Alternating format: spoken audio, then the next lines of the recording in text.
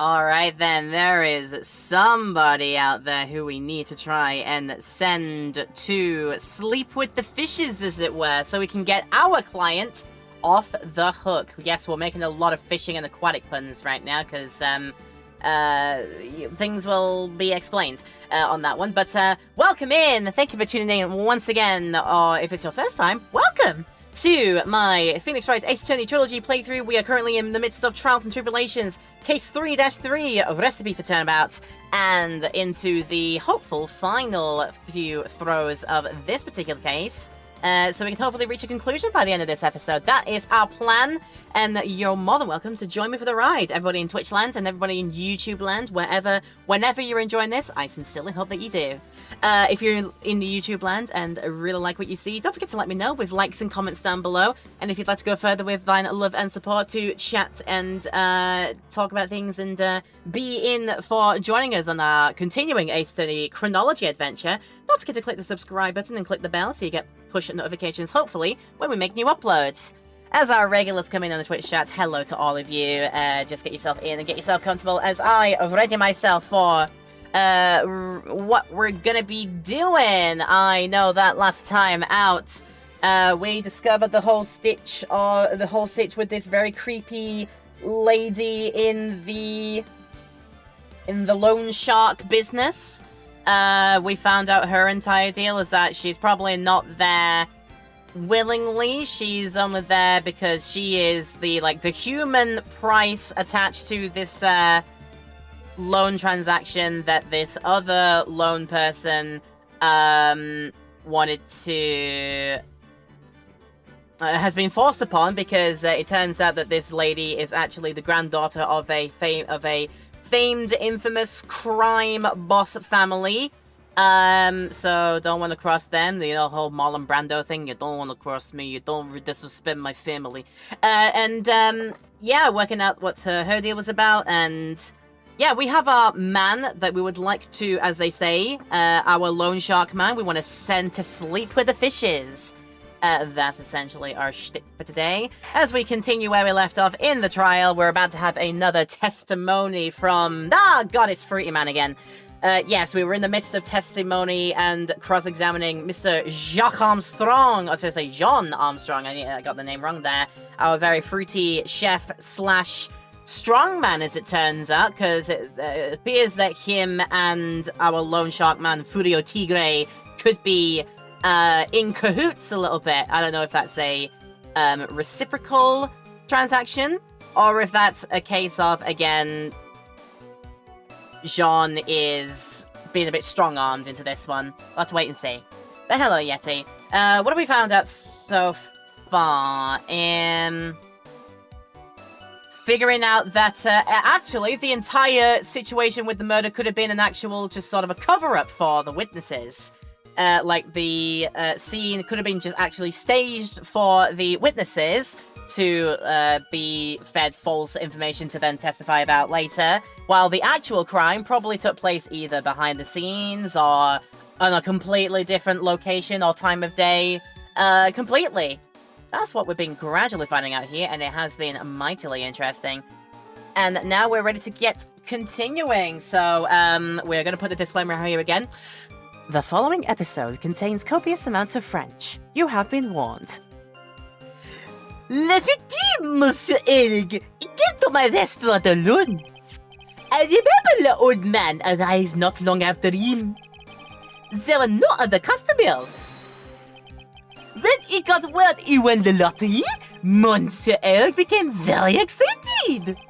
It was approximately 5 minutes later that the poisoning incident occurred. No, there was no time for a phony to do la acting. Yeah, apparently everything has been...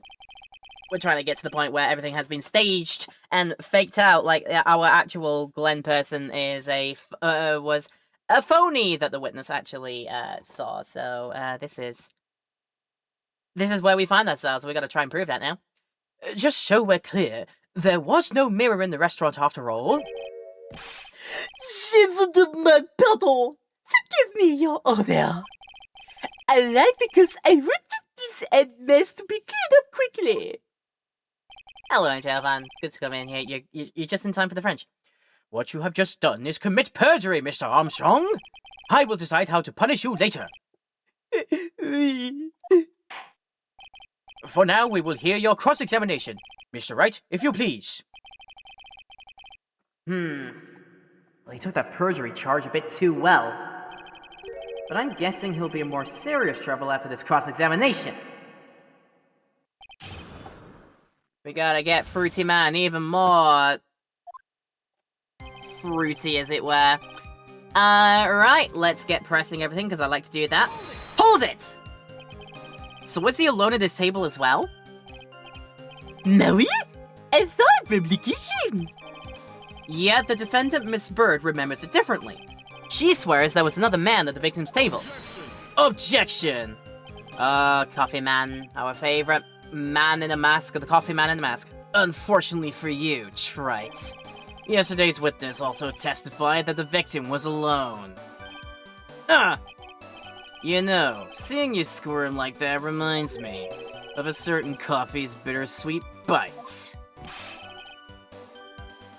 So what kind of coffee has he been drinking?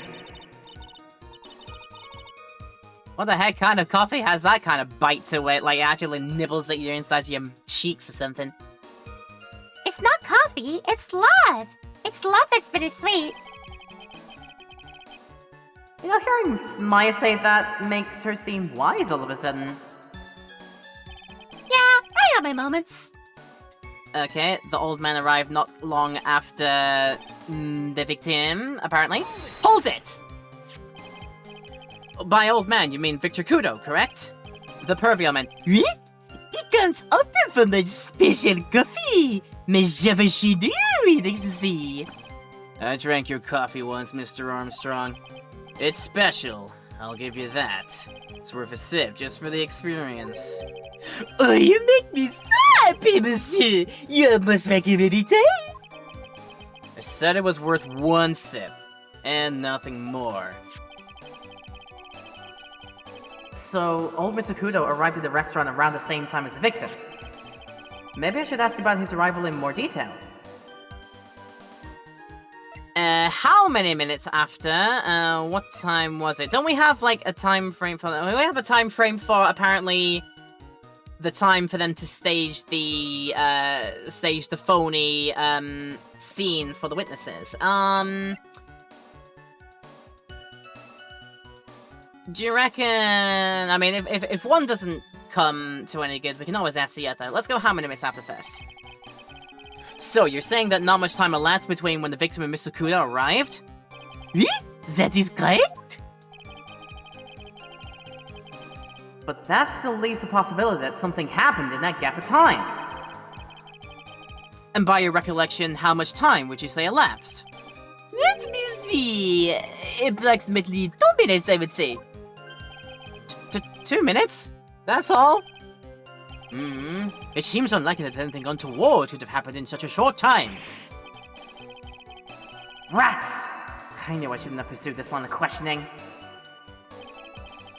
Then let's go back and press that all again and go the other way around. Yeah, you should press about what time was it instead. So out of curiosity, about what time was it when Mr. Kudo arrived? No, I cannot remember, monsieur. I believe we were told by a witness yesterday. The crime was reported at 2:25 p.m. by a kind of a scary old man, sir.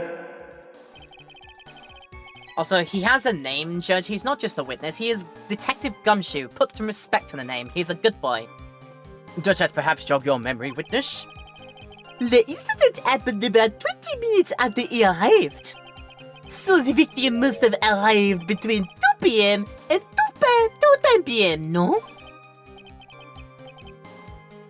Just after 2, huh? Oh, thank you for your help in jogging my memory, monsieur. You are wonderful. I can't sit here all the time and do nothing now, can I? Well, it makes a change, Judge. The time of the day will be added to the witness's testimony. Oui, monsieur Judge. Everything I do. I'll do it for you. Now I do not. That's something I definitely don't want to hear. A French Brian Adams do. Merci bien. That's French, isn't it? Well, I'm glad at least one person's in a good mood. He's even humming a song to himself. Why does it sound like the anthem? Why does it sound like Why does it sound like that? I wish I could give you the answer to that, Maya, but unfortunately the judge's mind, the inner machinations of the judge's mind are an enigma sometimes. Alright, new thing. I remember the old man arrived not long after him, just after 2 p.m. Okay. Hold it! Are you absolutely sure about the time? When I think really hard, I'm sure it was just after 2. It is the time I stopped serving the lunch menu. Quite right, I always break for lunch when the restaurants are serving their specials. I've been known to wind up a case early, just to make it on time. I guess you should never get between a hungry judge and his lunch. Ooh, would you look at that? It's almost lunchtime already. Witness! Get on with your testimony, please! Lest you get on the bad side of the judge's stomach. Come on. There were no other customers, alright? Hold it! So your only customers were Mr. Kudo and the victim? Objection! How many times do you need to ask the same thing, Trite? You'd never catch me drinking the same blend twice. Huh? I mean, if you want to be technical, you are drinking the same blend twice because you're drinking the same coffee from the same coffee cup when you make yourself a cup of coffee, are you not? You are drinking the same blend more than one time in a row. Check and make, Godot! You're trying to establish the presence of a phony victim in the restaurant. But you're wasting your time. You can't grind birdseed to make coffee, if you catch my drift. But there's a hole in this testimony somewhere, I'm sure of it! Also, that just sounds wrong. Making coffee out of birdseed, that just sounds wrong. It'd be very OT, I think. Okay, pause on that one. He got very excited when he won the lottery, yes? Hold it! Did you see him? No, I was in the kitchen, but I heard him. I remember him shouting, "Yes, $500,000!" Presumably the defendant heard that too then, correct? Maggie? She looked like a poor little frightened dove. And what about Mr. Kudo? The old man choked on some birdseed that got stuck in his throat. It seems now we have yet another incident on our hands. Yeah, we don't want the old man to start choking on us, do we? 5 minutes after that, the poisoning occurred. Okay. Hold it! And what were you doing at that point? Without any customers, you must have had time to kill. I am a multi-talented woman, monsieur. Sorry? Against my better judgment, what do you mean? There is the renowned chef John Armstrong and the tragic poet Clarice Armstrong. Clarice? I was writing a poem, an angry tale of a chef in $500,000 of debt, cooking for a man who won $500,000 on the lottery. It is called Pourquoi? It means why. Perhaps I could recite it for the court? Oh, please don't. There was no time for a phony to do Latin, Hold it! You mean you contacted the police as soon as the incident occurred? I asked the old man to call from the payphone. By your own argument, Trite. The purpose of this phony victim's performance was so the old man would see it. In other words, once the incident occurred, this opportunity would completely disappear. Indeed. Bien, it seems le shadow of doubt has been passed, n'est-ce pas? I guess Mr. Armstrong is connected to this case, huh? Absolutely. Someone was impersonating Mr. Elg, and I refuse to believe he was oblivious. He was there the whole time, after all. But if you're right, wouldn't Maggie have noticed too? She fell unconscious when the incident occurred, remember? Oh, you mean that's when the phony staged his act? We'll know for sure once I find the hole in this testimony. Alright, let's get reading, particularly... The old man arrived not long after him, just after 2 p.m. Came to the restaurant alone. There were no other customers. When he got word he won the lottery, Monsieur L became very excited. 5 minutes after that, the poisoning occurred. There was no time for the phony acting here. Well, let's check the evidence and see what we got on our hands. Anything here that seems relevant? Don't think so. Not there. That's the whole reason he's in this problem, and his restaurant is a problem to begin with, because he has that $500,000 he needs to pay off. And the winning ticket for $500,000 found in the body search. Meet the tiger that day. Experience the most thrilling 10 minutes of your life every Monday at 1:30 p.m. Okay, those times do not corroborate. There's a time here that does not cooperate, because the 10 minutes it takes to announce the lottery millionaire results, 1:30 p.m., that means 2 p.m. could not be when everything took place. I will have you know. So is it this that we need to say? Like, I've got a feeling. I got a feeling just after 2 p.m. This is what we need to just prove outright, that this was not correct. And... yeah, lend it further weight that the whole 2 p.m. circa incident was the staged one. And that what actually happened to the victim was around 1:30 when the thing happened. So things... There's some time. There's some time difference here that is unaccounted for. We gotta figure out why that is, besties. So I'm gonna try this.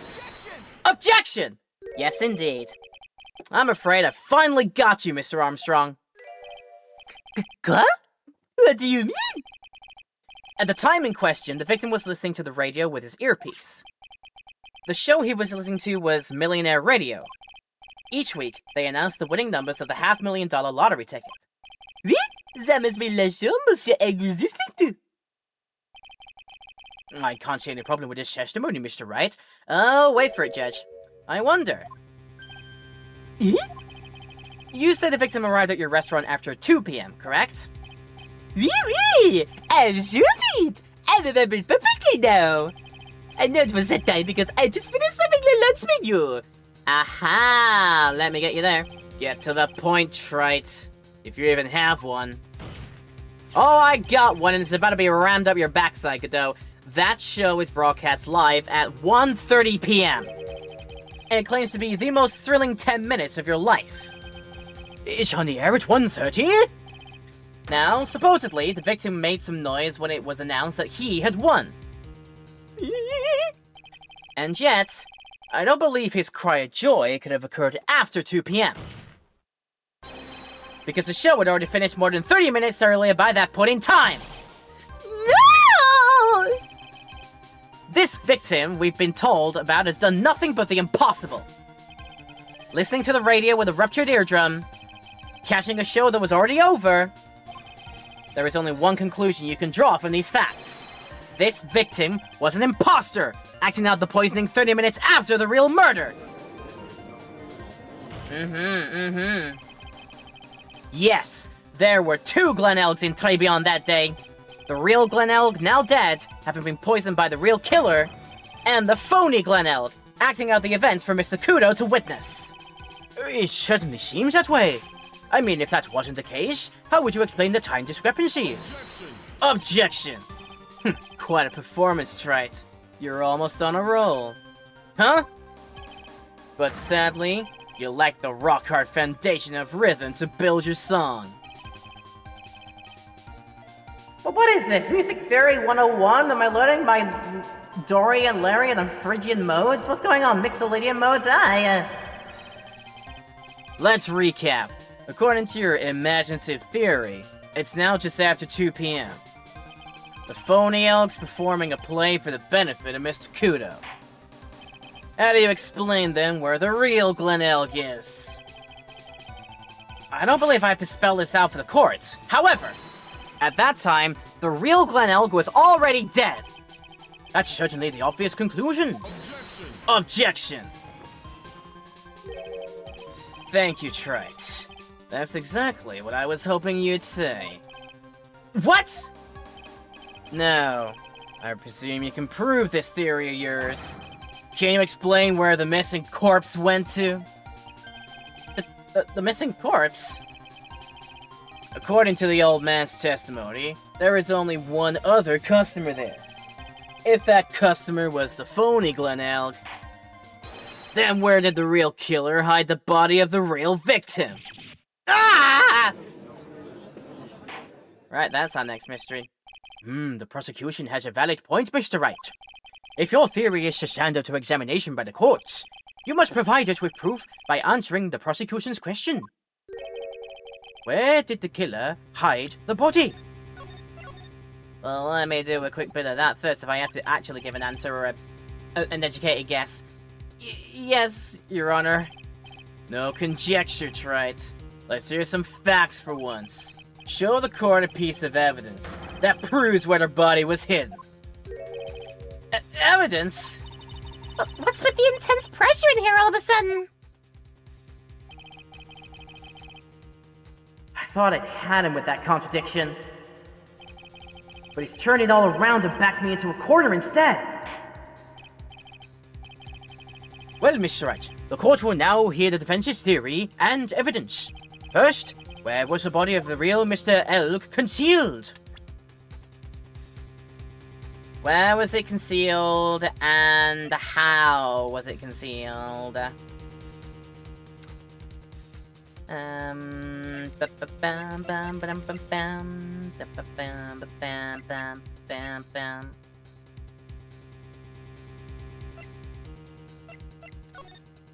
Where have we got in the floor plans?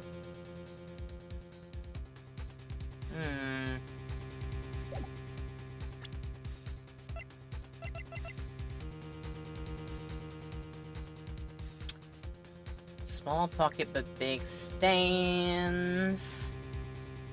Well, we can tell the brown one is definitely a coffee or a tea adjacent stain, but the red one we never really figured out, did we? We never figured out if the red stain was like a sauce condiment stain or if it was a massive blood stain. It would lend weight.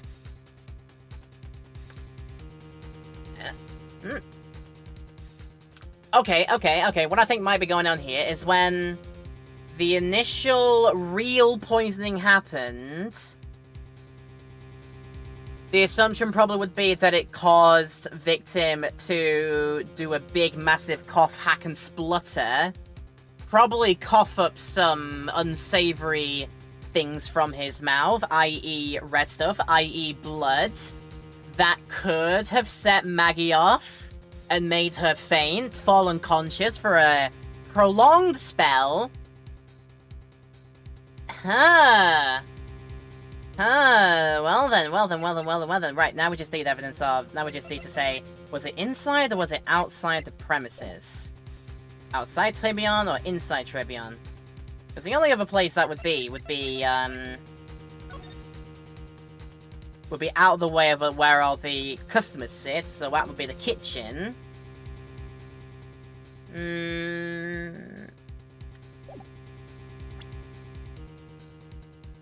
But I mean, do we have anything else that could suggest it happened outside instead?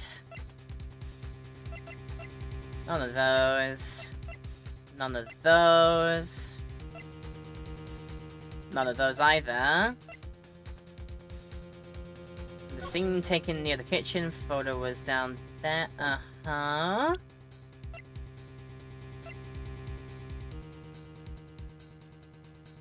Yeah, I got nothing else to,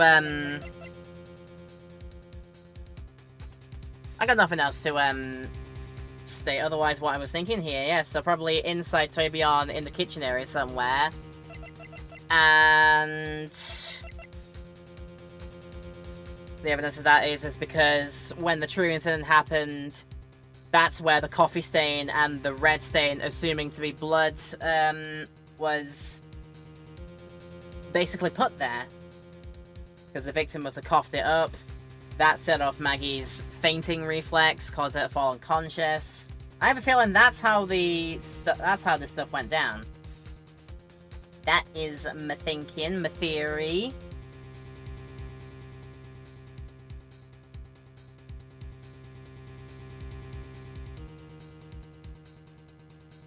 But what else do we have that says that there? Oh, we also have found uncovered in an unidentified fingerprints in the kitchen. We have that in the kitchen. In the kitchen.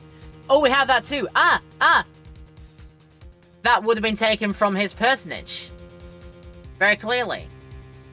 And I didn't want to suspect that that was any sort of poisoning bottle, so that's probably why Armstrong took it out and put it in his own box of bottles. I think we might have something there instead now. Yeah, I see. Right, so definitely happened inside, in the kitchen area, because the small bottle would have been taken from his personage and kept as to not be potentially incriminating, so let's go for that. It would have been too dangerous to take the body outside. Obviously, the body must have been hidden somewhere inside Tobion. Interesting. But where could the body have been hidden inside the restaurant? Perhaps you would care to show the court on these plans, Mr. Wright? Yes, Your Honor. The exact location where the body was concealed inside Tribulations is... Zakijin. Take that! The body was hidden here. I see.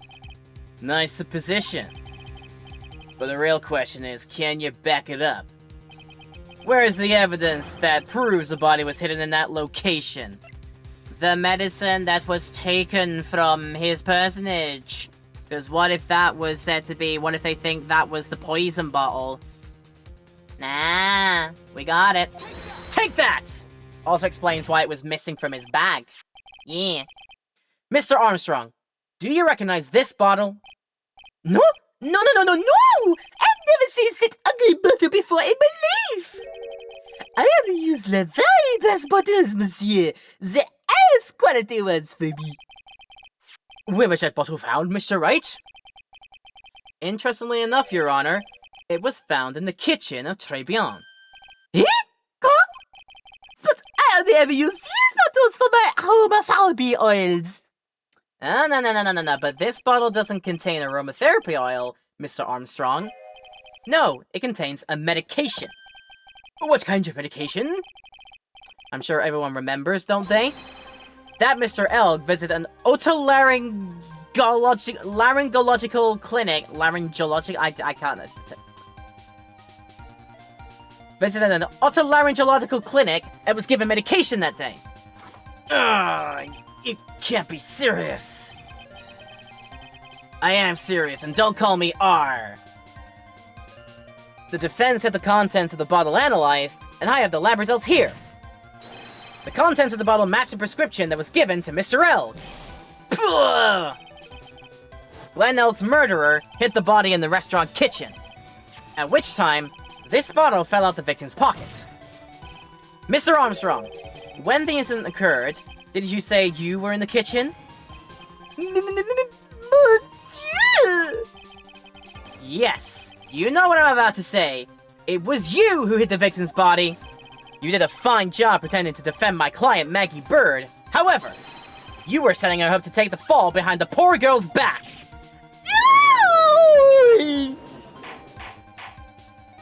Order! Oh, this is an extraordinary development. Witness, did you murder Mr. Glenn Elg? Never! I could never do such an horrible thing! No!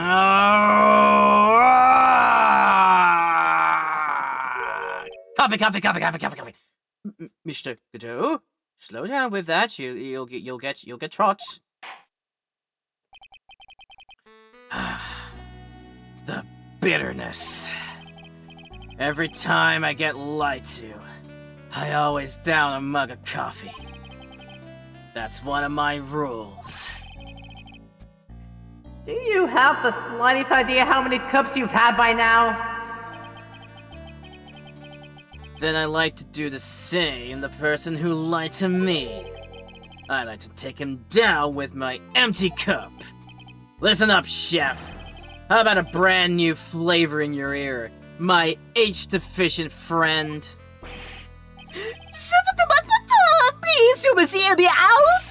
It is a crime, listen to me, por favor. Yo hablo español, Mr. Armstrong. Por favor, is Spanish? I'm only gonna ask you once. Did you do it? No, absolutely not. I simply...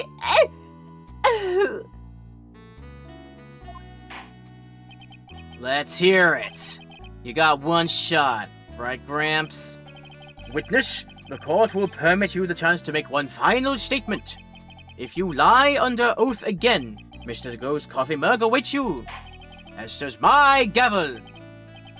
Me, it is clear.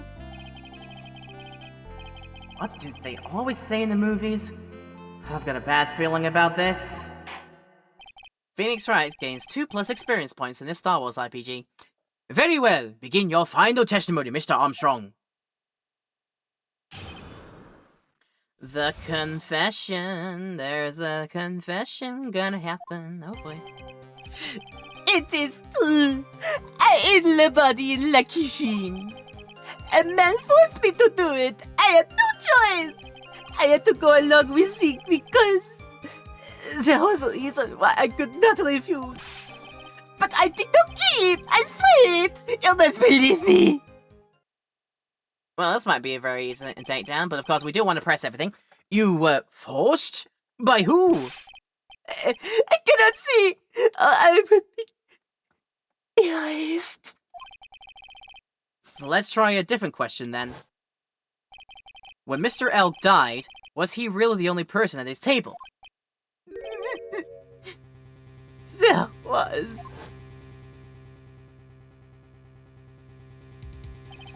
There was another man.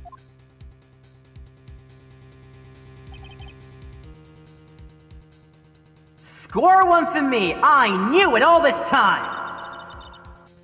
Maggie was telling the truth! You may cross-examine the witness now, Mr. Wright. There's just one more thing I need to do. I gotta break this guy and get him to tell us the name of the real killer. We gotta break him down, gotta give him the old tenderizer before he then gets put into the breadcrumbs and the flour and the egg and then deep fried to be juicy on the inside. Alright, let's go. Alright, we press everything though because I like to do that. Hold it! Did you carry the body by yourself? Me? I carried him. And I carried Maggie too. Maggie too? When she saw the victim collapse, she fainted. I could not leave her there. But why did you hide the bodies? Man was forced, you forced by a man. I think we know who that man is, but hold it!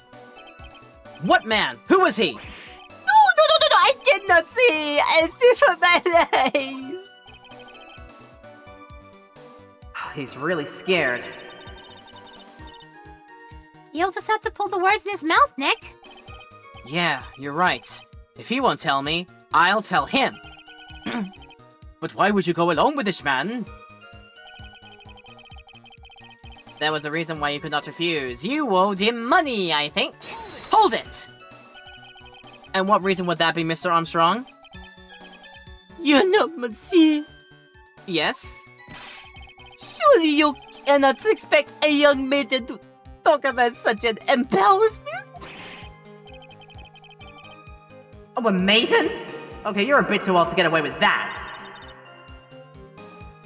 And a bit too male. Maya, don't assume.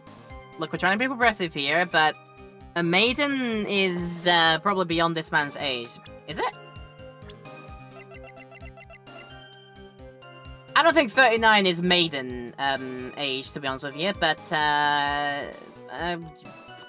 shut up. I can't finish the cross-examination without establishing his reason, so I'll just have to prove it with evidence. You did not do it. I believe you on that one. You just had to hide the body, essentially. Hold it! So you're claiming that all you did was hide the bodies? Is that correct? That's right! If we are to believe you, Mr. Armstrong, you must tell the court everything. You must make clear the identity of the man who ordered you to do this. Well, he's already confessed this much. He may as well stop dancing around the real issue. Yeah, but he really doesn't want to tell us who the killer is. It's talking to him, Nick. Yeah, that's not a bad idea. Just basically give it to him because we have the best idea who it might be. John probably gets too much romantic action to count as the maiden. Surprisingly, I think so too, yeah. In whatever way you want to take that, yeah. You had no choice. There was a reason I could not refuse. Yeah, because you had the debt to Tenderlender. Tenderlender, of course, being owned by Julio Tigre. So it's like... You know, I think either one of these could be correct, but the game could also throw a curveball at me and say, no, one of these is correct, the other one gets you kinda nowhere.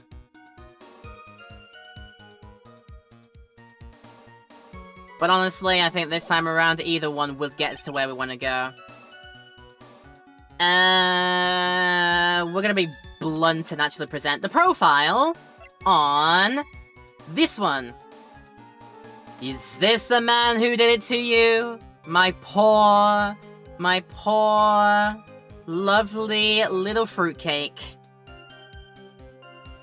Is this tiger the one that did it to you? Is this the one who hurt my poor little meow meow Jean Armstrong? I think it might be. Objection! Let's end this dance of ring around the rosy, Mr. Armstrong. This is the man you've been referring to. Who is that?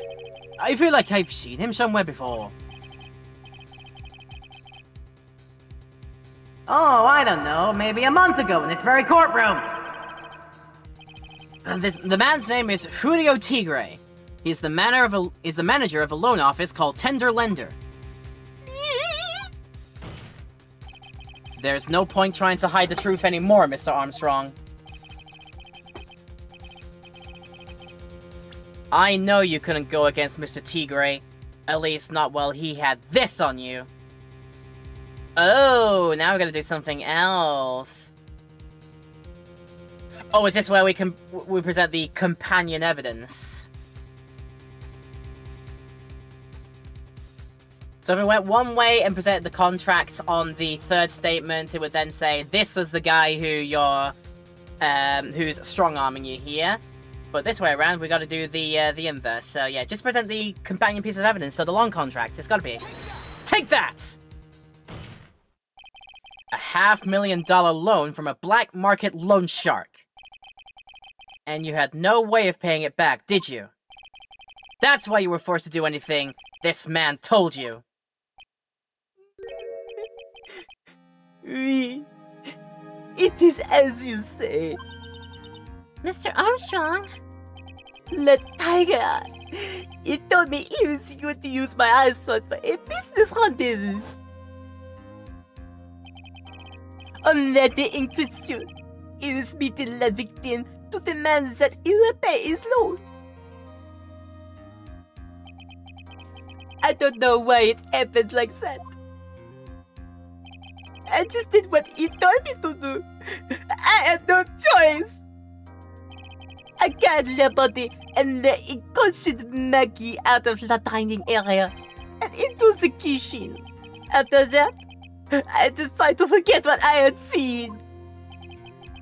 I think we now safely say that the man who forced your hand was Mr. Julio Tigre.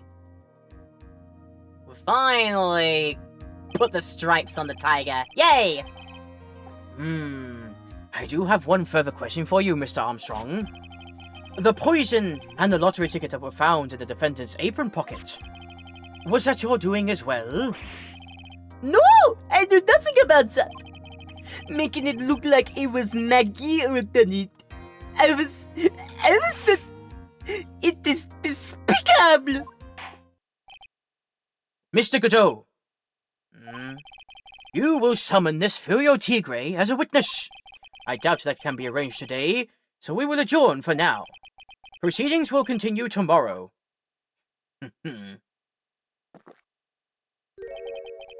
30 minutes.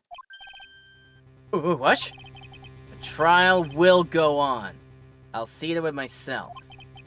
I need half an hour to get that guy on the stand. Not a minute more. How the... Don't sit back and relax yet, trite. No one knows if that chef's really telling the truth or not. This trial could still go either way. Very well. Your request is granted, Mr. Godot. We will return once Mr. Tigre is ready to take the stand. Until then, court is adjourned for a 30-minute recess.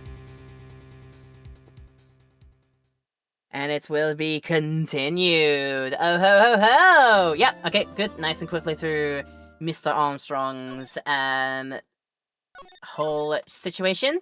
And we can get right to the meat and potatoes of it. It's set to be continued right the heck now! January the 8th, 1:21 PM, District Court, Defendant Lobby number 1. So we're finally gonna see the tiger in the stand. We've almost got this case won now, Nick. I wish I could agree. Huh? When I cross-examined Mr. Armstrong just now, he said he was just doing what the tiger told him to do. But Godot picked up on it, remember? He pointed out that without proof, we don't know if what he testified is the truth. You mean, you think Mr. Armstrong was lying? I don't know, but if that's the line the prosecution takes, we could be in trouble.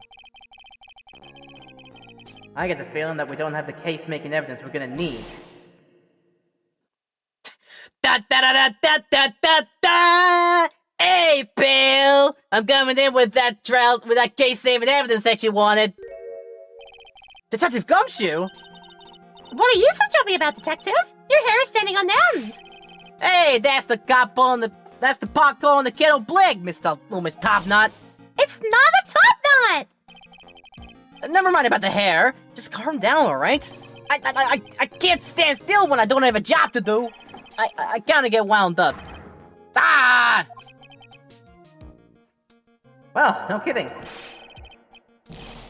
You gotta have something you need me to do, pal. Anything. Well,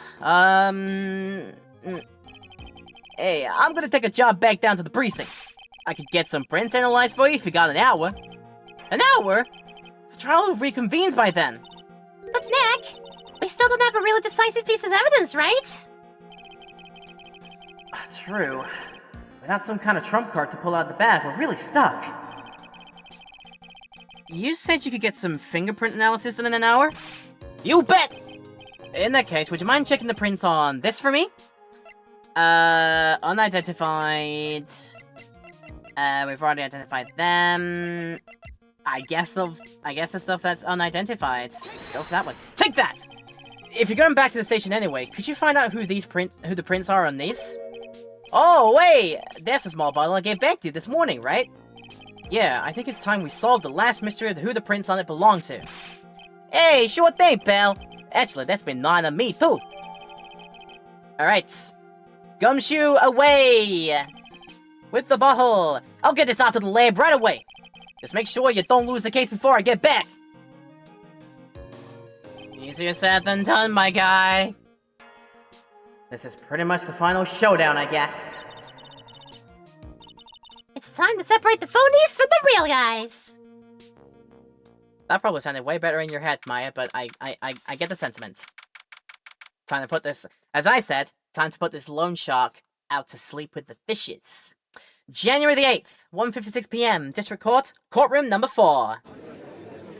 which will reconvene after this short intermission. We're going to run it a little bit earlier than we normally do, but I think it is prudent that we get it done now while we have this moments before things pick up again. So, yeah, we run usual breaks every hour, roughly, to play some ads and get them out of the way so that you don't miss anything if you're watching this in Twitch land.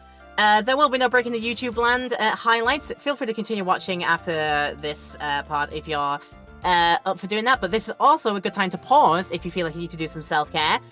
This is a good time to pause and you can go and do that. And yeah, when we come back, we should have the tiger on the stand. We will look into its eye and try and be a survivor. There's way too many puns I can make here. But yes, the break will be over and then we will get back to it after. So join us very, very shortly. I'll see you in a bit.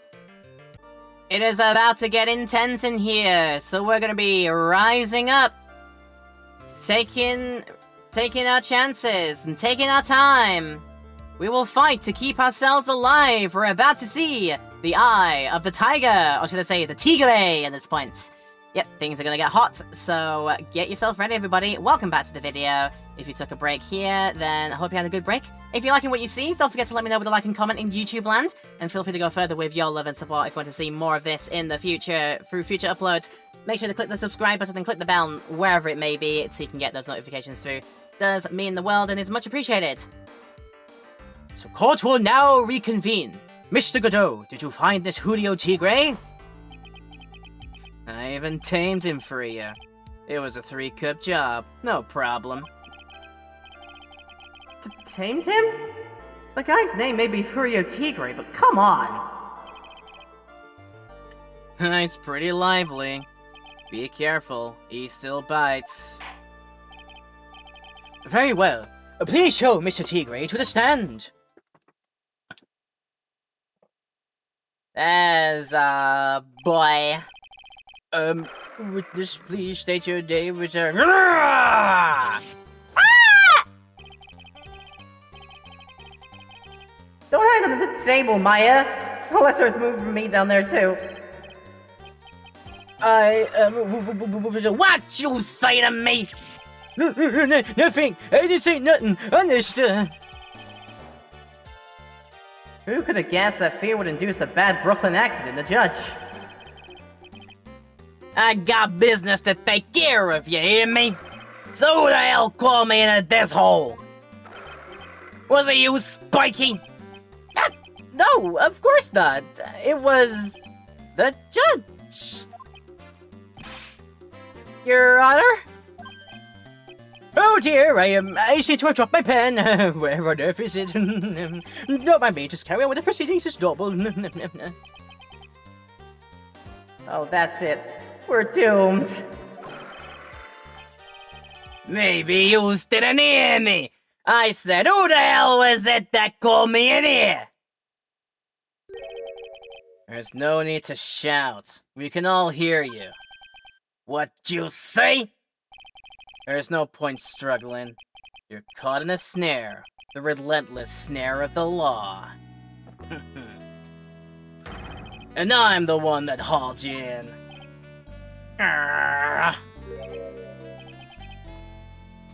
Too cool. Oh my god, he's so goddamn cool! Don't let me get the better of you, Nick! Let's start with the basics. You know about the incident in question, correct? Incident? I don't know nothing about no stinking incident, masked boy. You mean you didn't attend the previous trial of Maggie Bird? Maggie who? I got more important things to do than watch courtroom dramas. Of course. Well, perhaps you could give us your testimony then? Please tell us about what you did on the day of the murder. I'm still looking for my pen, don't mind me. Phoenix Wright. You's the one who set this up, didn't you? You's gonna regret the day you ruffled the tigers for. You hear what I'm saying? Maybe I should have brought a diaper with me today. Give a grip, Nick! You get a backbone! people! Maya, get out from under the desk! Eh. The tiger's alibi. Alright, let's listen. I know nothing about no murder. I was tied up with business in December last year. Spent all my time in the office. I had whales line up to borrow cash from tender lender every single day. You just want to check my alibi? Just ask Violetta. At last I found my pen. Very well then, Mr. Wright. Your cross-examination... Ah! What is it? Please, witness, if you could refrain from shouting like that. I know the kind of games that guy in the blue plays. That lowly life ain't no lawyer. He just punches away his stupid details till he wins. Low life? Me? Listen up, smarty. Every time you ask me something that don't relate to this case, I'ma bill you $50,000. You's gonna borrow the cash from me. That is one loan contract I refuse to sign. And don't think it ain't gonna hurt when you tangle with the tiger. It's the thriller in the manila, baby. I love a good spectator sport. Just a minute. That's really not... This witness is... How can I put it? A hungry tiger roaming the urban jungle. Get on its bad side, and it'll bite everyone's heads off. Yours too. Very well. I have no choice but to impose a penalty system here. You's better be listening. I said I got business to take care of. Big business. If I don't split now, I ain't gonna catch my bus. The court will impose a penalty for any irreverent pressing of a witness testimony. Keep that in mind as you begin your cross-examination, Mr. Wright. Yes, Your Honor, so just because the man is cranky, you're gonna penalize me for it? You can do it, Nat! Come out from under there already, would you, Maya? So, because this man is in a huff, you're making it my problem. How is that fair? I don't know how that's fair. Okay, I am not allowed to irreverently press lest I get penalized for it, so let's just start from here. I don't know nothing about no murder. He would just parrot his statement again, and that would be irreverent pressing. Tied up with business in December last year, spent all my time in the office. December is a very imprudent time period for this case, isn't it? We have quite a few dates that line up in December. The original time for this trial was December 5th. We have, I think, some other things for that, right? Something marked in the victim's calendar for December 3rd to meet with the tiger. Yeah, okay, we have plenty of stuff to, go in December then, I guess. So let's just check everything else. Got whales lined up to borrow cash from lender every single day. Irreverent. Check my alibi, just as Violetta, who is not here right now. Don't think we'll be able to get them, subpoena to come in, so that's probably irreverent. Yeah, I think we gotta have more details about these December dates, because this is an important time period for this case. Hold it! Are you sure about that? We're talking about 1 month ago, you know? You see these teeth? That's how sharp my secretary is. Sharp? Is he talking about Viola Cadaverini? She writes everything in my schedule. December, mainly in the office. That's what it says, so that's where I was. That seems like a rather, sketchy schedule.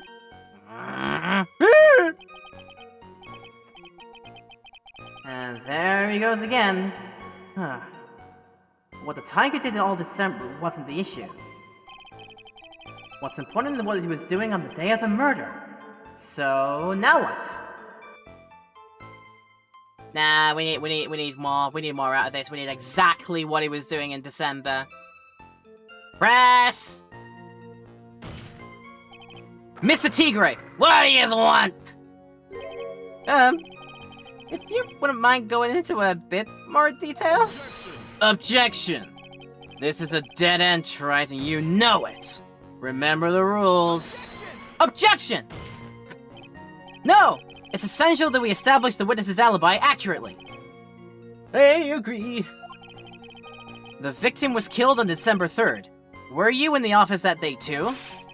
Maybe you ain't listening. Of course I was! I never stepped foot outside! I had meetings all day with a bunch of kids wanting to do business with me. I had never seen their young kid before.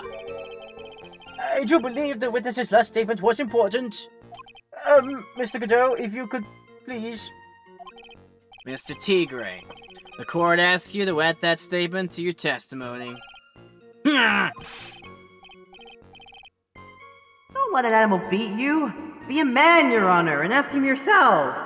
Be a man, as swift as a coursing river, with the force of a great typhoon, and with the strength of a raging fire, mysterious as the dark side of the moon.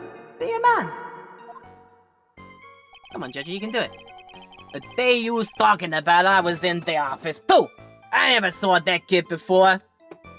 Alright then. Hold it! You didn't know Mr. Glenelg? Really?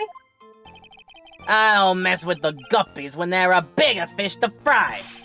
What do you say, boss? Who? Me?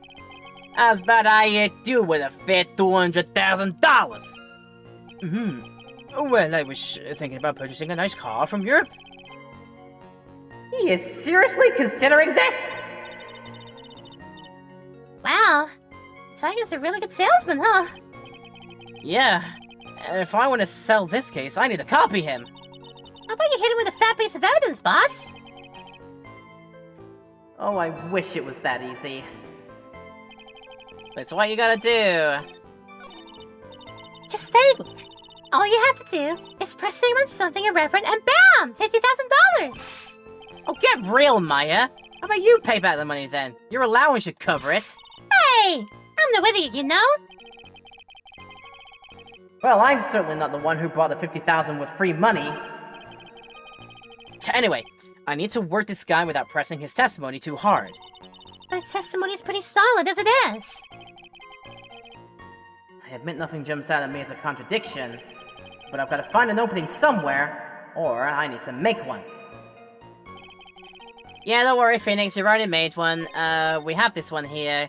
You were in the office the day you was talking about, December 3rd. You say she was there.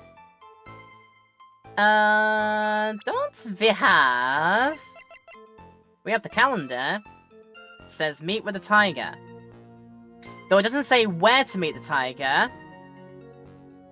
We can safely assume that because everything went down on December the 3rd in the restaurant, you can safely assume that you were meeting at the restaurant instead.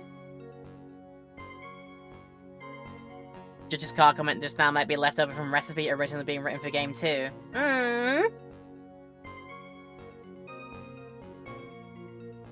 Yeah, because that's this case's entire thing. It was meant to be for game 2, but they cut it out for memory restraints, leaving that game with only 4 cases to do.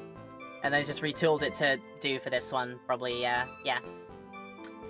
Yeah, makes sense. But no, I think I've got it here because meet with the tiger in the restaurant on December the 3rd. That proves you weren't in the office, buddy. Objection! Mr. Tigre, you claim you didn't know Mr. Glenelg, but it appears that Mr. Elg knew you. What? Mr. Elg left this little note in his calendar. Meet with the tiger. And the date? December 3rd. December 3rd? That's the day of the murder! So, Mr. Tigre, I submit that you did indeed know one Mr. Glenelg. Because on the very day of the incident, you met with him.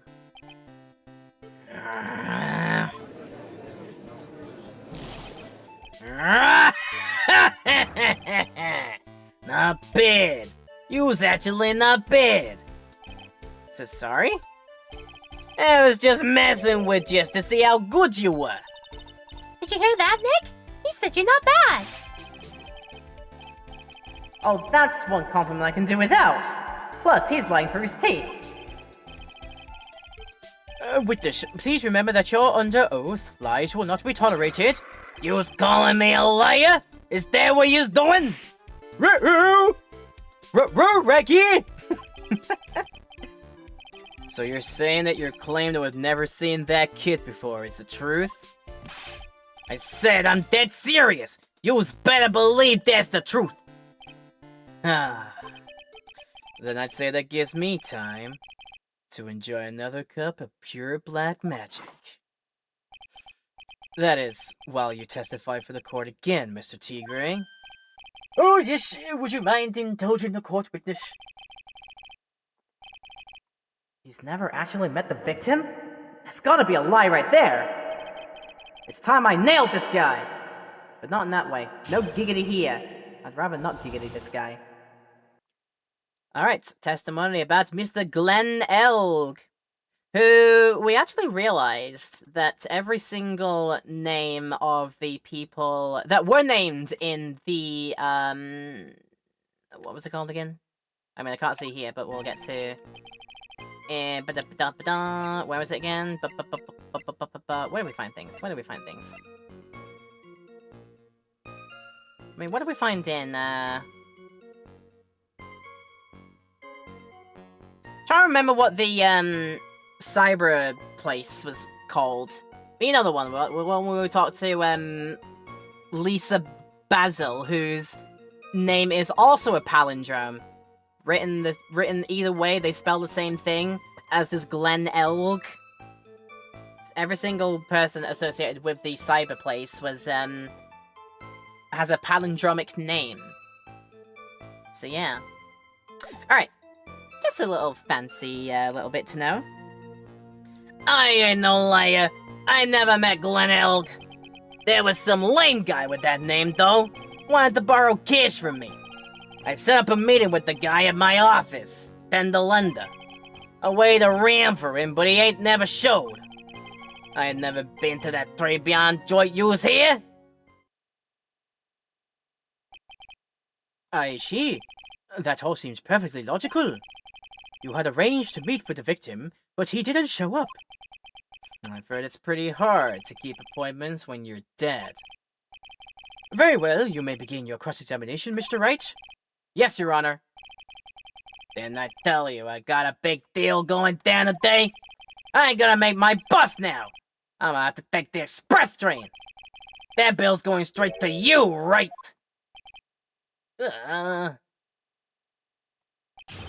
Well, just make it a non-reserved seat and the cheapest ticket possible, then I will happily oblige.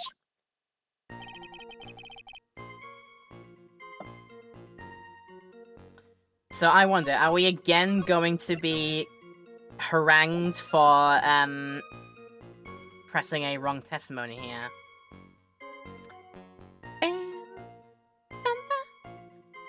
I mean, I did save, I might as well try. Because, it didn't explicitly say outright that we were having a penalty system enforced in this one, so I'm gonna try pressing everything and see what happens. Hold it! And yet, your name was written on the victim's calendar. Get the horse calendar out of my face! I'm the tiger, not a lame horse, you porcupine! Tigers like me eat horses like that for breakfast! No! Witnesses are permitted to eat evidence? Not that they ever would. Hmm? Huh, well, there was a case once where a young lad ate... Anyway, less said about that the better. If you had never met the victim before, how do you explain the note he left? Right, no penalty system enforced. Okay, good. Some lame guy with that name, though. Uh-huh. Hold it! That's very strange. According to the manager of the firm where the victim worked, December 3rd was the date he had to repay his loan. He wasn't due to discuss borrowing money, but repaying what he owed. Oh, yeah, maybe you was right. Whatever it was going down at the beginning of December. So you did meet Mr. Elk then? Hey, right, you might want to cool your jets a sec. Set up the meeting with your guy at the office, uh-huh. Hold it! So your meeting wasn't supposed to be at Tribulations then? Why would I want to go to a dump like that? When he says that off the corner of the screen, you just hear, No. because Armstrong is very upset by that. He worked so hard for that restaurant, which is obviously trash. It's fine. It was a trash restaurant, but by God, it was his trash restaurant. God damn it. If I want to talk with my clients, I got an office decked out for the job. I got the best punching bag you ever saw in there. Not exactly a professional office you got there, you know? So you were in your office on the day in question? He ain't ever showed, apparently. Hold it! He didn't show up? What do you think, Trite? Let's see. How does a dead man get from a French restaurant to a loan shark's office? And you yourself didn't go to Tribulations? What are you trying to bet on me here? Why don't you come down to my office? We can chat about this thing my way, yeah? I got the best punching bag you ever saw in there. No need. I don't want to become your punching bag. I'm good, thank you. I have a job as a lawyer. Listen up. I ain't got nothing more to say except this. You ain't never been there, uh-huh. Hold it! Never? Not even once? Not even once. I was in my office the day that went down. I didn't put no poison in no kid's coffee, capiche? Do you think he really didn't meet Glenelg? Not likely.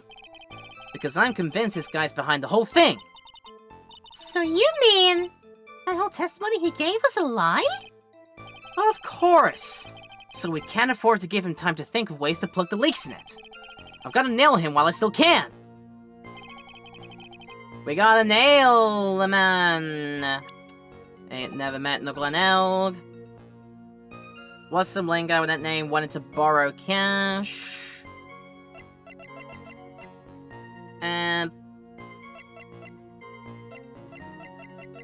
We don't have details of his. No, we don't have details of Glenn's, of victims loan he had to pay off for. Set up the meeting at your office. You waited but never showed.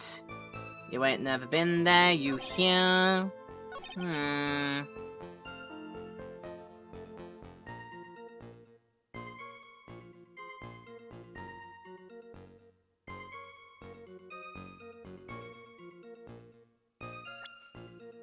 Now the quick peruse there. So, mon frère Lettigre, why you got matchsticks that are branded with the restaurant itself? You say you had never been there. Would you care to explain your matchsticks, your matchbook? Shall we do that then? Objection! Mr. Tigre, is there something you'd like to tell the court about these matches? Matches? What are you talking about? We found them in your office at Tender Lender. They are from that restaurant. If you've really never been to Trey Beyond before, what was a book of the restaurant's matches doing on your desk? You've been snooping around in my stuff now too, Ice Guy? What are you, my ball and chain? Ain't no broad controlling me! I didn't say there was a broad controlling you. You're the only one saying that one. I said nothing. Order! Order! Well, witness, I think it's time you started telling us the truth, don't you? Sorry, I'm terribly sorry, forgive me. I ain't no pussycat. I don't go back on what I said. Not a tomcat either. But okay. I was at the joint that day. What? But listen good, alright? I might have been there, but I still never met that kid. Well, well. Looks like an order just came in for another testimony.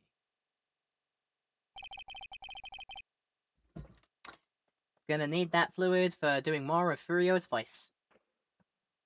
I am this close to proving it was him! He did meet Glenelg that day, and he did put poison in his coffee. He must have! The witness testimony. What went down at Tribulations?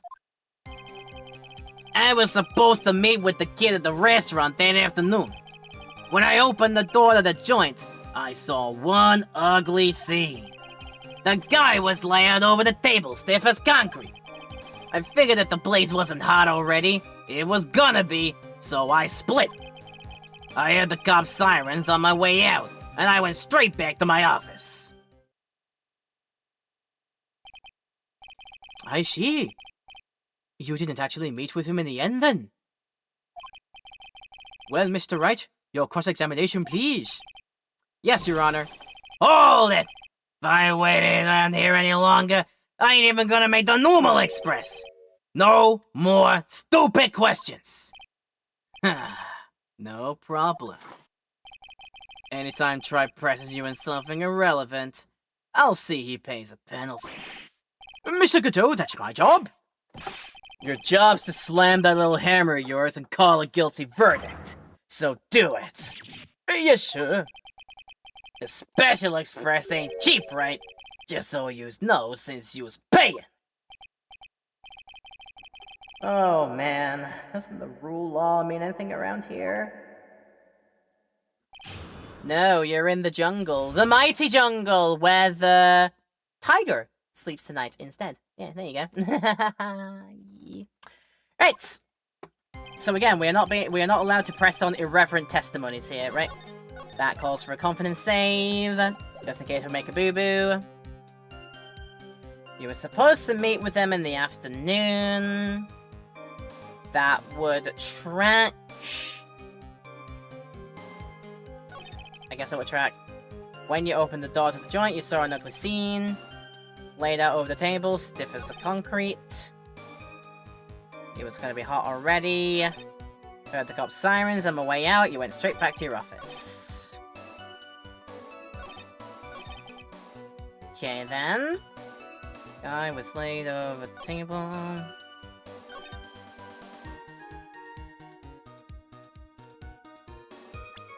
See what we got to potentially get you in anything here. See if I can piece it together.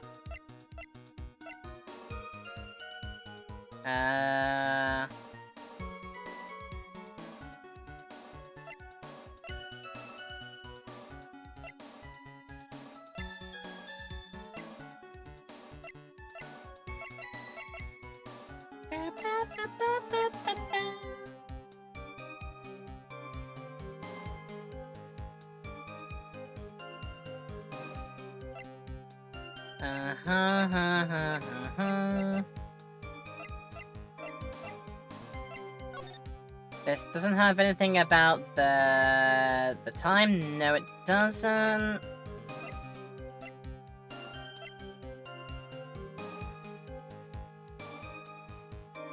I don't know what sticks out to me immediately as stuff to try and press him on. Because if I make a mistake, it's a done deal. I guess just try until we see which one works. Hold it! So the meeting wasn't due to take place at Tenderlander at all, then? The kid was making a fuss about coming into the office. It's always that way when I want to talk about repayments. Even though I got the best punching bag you've ever seen, if there are any issues. Maybe it's because of the punching bag that people are scared to come. So that's why you decided to meet at Tribulations? Objection! Ha! You're going over all ground again, Trite. Sorry. You just earned yourself a penalty. Now suck it down. You will shut down the penalty, Mr. Wright, and you will like it. Alright, that was wrong. Oh, thank you, sir. May I have another? But don't actually. Alright, I mean, I do have plenty of score to work out which one of these is incorrect, so... which of these is going to end up being correct, so... Keep trying, I suppose, until we find which one works, and just load into the file again, and then pretend all this trying never happened. You're allowed to. The modern great day and age of being able to save your game and load back into it. It's fine. Hold it! An ugly scene. What do you mean? This is clearly wrong. The witness has already told us right, which makes that question irrelevant. But I limit myself to 17 cups of coffee during a trial. That's the rule. You better limit the number of times to take a penalty trite, or your guts will look like the inside of a chimney. Ashen. Don't make me burn you again, Mr. Reich. I guess I shouldn't have pressed him on that. I guess I'm gonna make that special express after all. So to recap, this ugly scene you saw was... keep going. Hold it! You mean you saw Glen Elk's dead body? I guess I did, but I only saw him from behind. He's wearing some raggy bit of cloth he called a head. And what time was this? I don't know. Huh?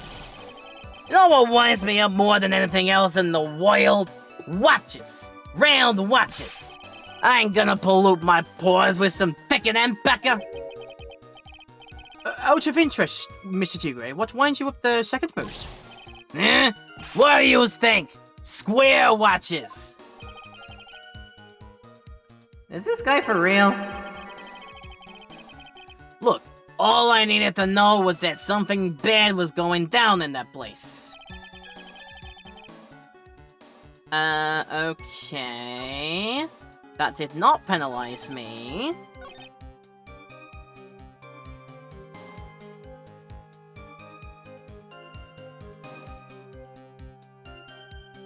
Was laid out over the table.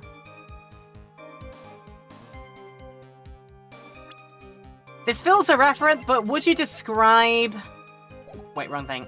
Would anyone else describe that as laid out over the table? More like he's slumped in his chair.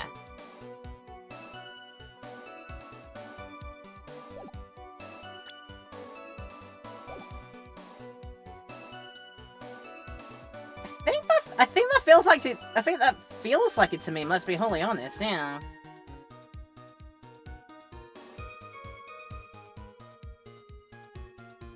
Bam, bam, bam. Oh, what did he say? You saw one ugly scene. You saw the back of the victim, the scruffy thing you called a hat. So,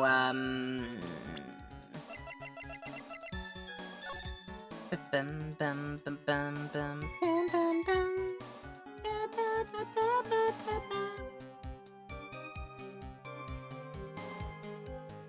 Okay, according to the floor plan here, no, you could not see it as soon as you swung the door open.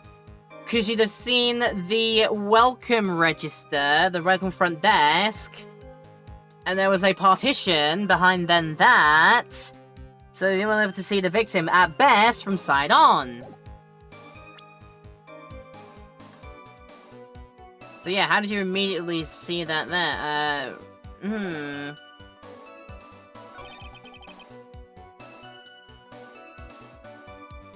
May as well see if any more testimony is going to be irreverent. Just because I like to press everything, and some of it I've got away with. Let's see if I can get with any more. Hold it! So you didn't actually set foot inside the restaurant then? The tiger's a busy kid. I don't hang around for no one. I ain't got time to be caught up in no minor investigation. So, when exactly did you pick up the matches? There are matches just inside the front door. Our detective friend wound up in trouble with the chef after taking 5 books home. Oh, poor Gumshoe. It's almost enough to make a man cry. Okay, no penalty, but that feels like nothing there. What about this? Hold it! You weren't straight back? Did a bound of guilt suddenly hit you for what you did? What are you trying to say? You trying to tell me you ain't never been guilty of nothing?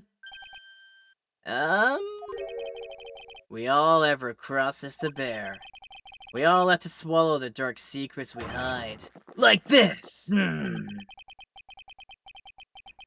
courtroom is not exactly that place to talk about dark secrets, is it? It seems you've done it again, Mr. Wright. Another irrelevant line of questioning. I must impose a penalty accordingly. How about a penalty for those two jokers and the garbage they keep coming up with? Phoenix, say it with your chest, for God's sake, man. Take some initiative. Well, Nick, what do you think? He's running out of ways to avoid the truth. I need to press him fast before he has time to think things through. I'm gonna come right back at him with a contradiction. Be careful what you press him on them, though. You'll get penalized, okay? Well, that is the magic of my super secret lawyer time break abilities. For you see, Maya, that never actually happened. None of that questioning happened. I know immediately what to get him on. The fact that the floor plans would not allow you to see the victim immediately when as soon as you bust the door open. Because, yeah, behind the victim is a partition, which would have blocked your view there. And as soon as you enter the establishment, you're at the front reception, the front desk, where that partition is. So if you only set foot into the doorway and then left immediately. Nah, you didn't see a victim, my dude. How'd you know he was laid out over the table? How do you know that, my guy? Objection! You're something of a loan-collecting pro, aren't you, Mr. Tigre? No one escapes the tiger's clutches. Well, I'm something of a lie-detecting pro.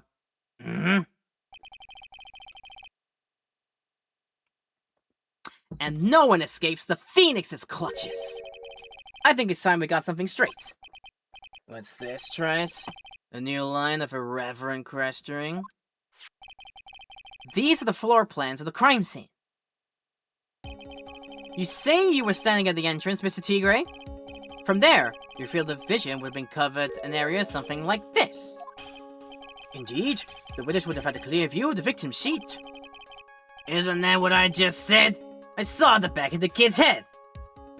No. Unfortunately for you, that's not possible. If the court would think back, you'll remember that between each of the tables is a tall partition. Wait, oh, that's true! Now look back at the plans again. The truth is painfully obvious.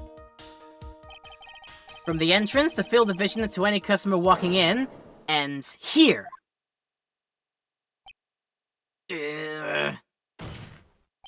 Oh, we got Tiger sweating now. So from the entrance of Tribulations, you couldn't have seen the victim's seat. But you did see the victim that day because you met with him. Objection. Wrong. Have you forgotten the old man's testimony yesterday? The victim was alone at his table. Objection. But the defense just proved the point to be moot. The victim witnessed by Mr. Kudo was not Glen Elg, but a fake. What? In order to have Mr. Kudo falsely testify, the real killer posed as the victim he had just killed and acted out a charade. That will do. This trial has gone on long enough without the obvious question being answered. Who exactly was this real killer who impersonated the victim? You say the killer murdered Mr. Glen Elg, and then impersonated his victim in a performance for Mr. Kudo? In that case, Mr. Wright, reveal the identity of this criminal to the court. Who did play the role of Glen Elg?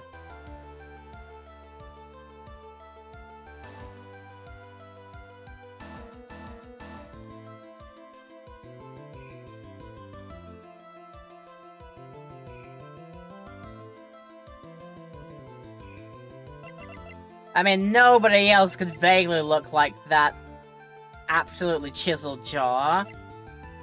Not you, because you're a good boy. Not you, you're way too old and a bit of a freak. Not you, you're very fruity. You were probably back at your work. You were just off in your way.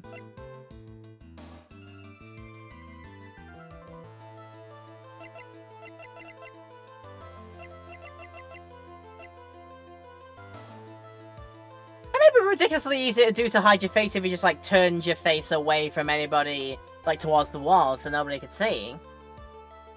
So yeah, I think it's obvious. There can only be one person it could be. Let's go. Take that! Obviously, the killer is Hurrio Tigre. No one else could have done it.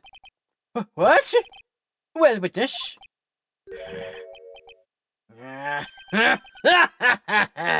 Now that's cute. You think you can pin this on the tiger? Maybe you don't understand. The tiger is king of the jungle. So are you dares to say it again? Come on, you got the guts? You can't threaten me, Mr. Tigre. It's the defense. Go ahead and tell her with this, Mr. Right. Your head on your headbeat, Mr. Right.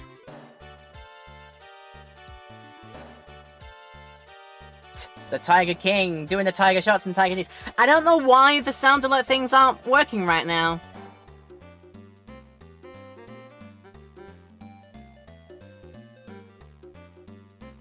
I'm pretty sure I hit the refresh in it, did I not?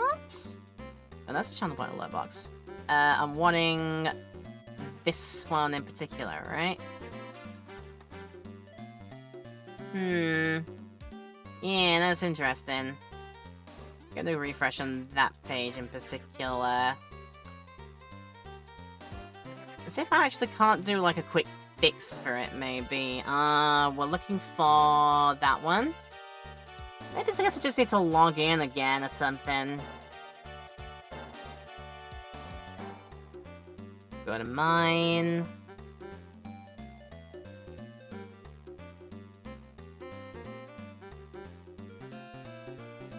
Alright, that's the...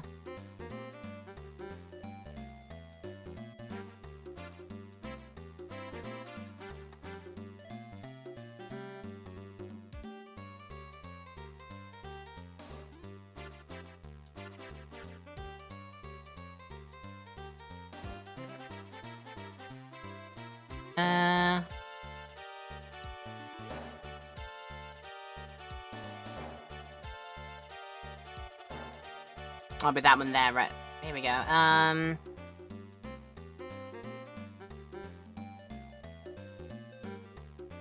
You have to bear me a moment, chat. I am just having a quick look at my channel points and sound alert things, why they are not doing the thing that they are meant to be doing right now.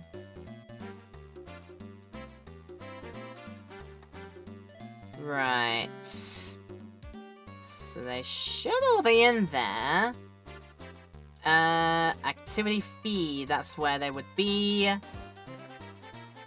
So this thing dropped, apparently. Why did it drop? Your browser's also offline. It shouldn't be. Alert replay sent. Did that actually do it now? So it says it was cute. Did it actually show up on the chat box or the stream? I know I definitely heard it, but did it show up on the chat? Okay, I keep saying chat. The chat is not the entire stream. What am I doing? I don't know. Tell you what I'll do. Just gonna do another quick test of everything here. What have I got? What have I got? What have I got? I got... Let's do a quick quack and see. Okay, so my quack played. Then hopefully everybody else's will get in there soon. We'll wait and see. Yeah. Maybe try some things from now, and hopefully things are back in line. But if they don't come in, then I will work on that for next time. All right. Anyway, we got a game to do. Mr. Right? Sounds to me like it must be you, old man. You's got guts, I'll give you that. Mr. Right, don't leave me to handle this alone. Perhaps I can end this embarrassment. Mr. Godot, help me please. Let's just go back over Mr. Kudo's testimony one more time. The old man didn't see just the victim. Oh no, no, no. The sharing girl brought him a cappuccino, but she put something in it. There's no question about it, she very conspicuously put some white powder in there. Was the victim you saw the real victim or not? That doesn't matter. The fact remains he saw the accused put the poison into the coffee. Yes, it was the witness who poisoned the coffee. Objection! Very impressive, Mr. Godot. Waiting for my absence to launch your attack. Found your pen at last, right? It was in my pocket. But anyway, Mr. Kudo witnessed 2 people that day. He saw the victim, the supposed Mr. Glenelg, and the waitress from behind. Yes, your point, Mr. Wright. I think the conclusion is obvious. If this Glenelg was really the killer in disguise, then surely it's possible the waitress was also part of the show. What? You mean the waitress was an imposter as well? The defendant, Miss Bird, fell unconscious immediately after the incident. And someone used her fainting to hatch an elaborate plan to pin the murder on her. Who on earth was it? Who was this waitress that Mr. Kudo witnessed? Right, do we know any other lady folk in here? Not them. You may believe you're a lady. And if you want to become one, then you're more than happy. I'm more than happy for you to do that, but I think you'd be a bit too big for the thing I show there. You're probably too busy being the CEO of Blue Screens. That's what the name of the thing was. That's the name of the corporation. Okay. Oh, she did say she was in on it, didn't she? Because that time she didn't know about it. She didn't suspect it. Oh, she was in it. Yeah. This must be Viola then. Yeah. And let's go for it. Take that! Because I don't have any other girls in my profile list, so it must be Viola, yeah. Who is this woman? Her name is Viola Cadaverini. She's an employee of Tender Lender. He was making a big mistake. Do you know who Viola's grandfather is? You better be going home in an armored truck tonight if you know what I mean. Stop shaking, Nick! Where was I? Yes, the defendant, Miss Bird, had stated the following. Well, when I took the coffee over to the victim's table, it's true there wasn't another customer in the restaurant. She was sort of creepy. And she had a kind of cackling laugh.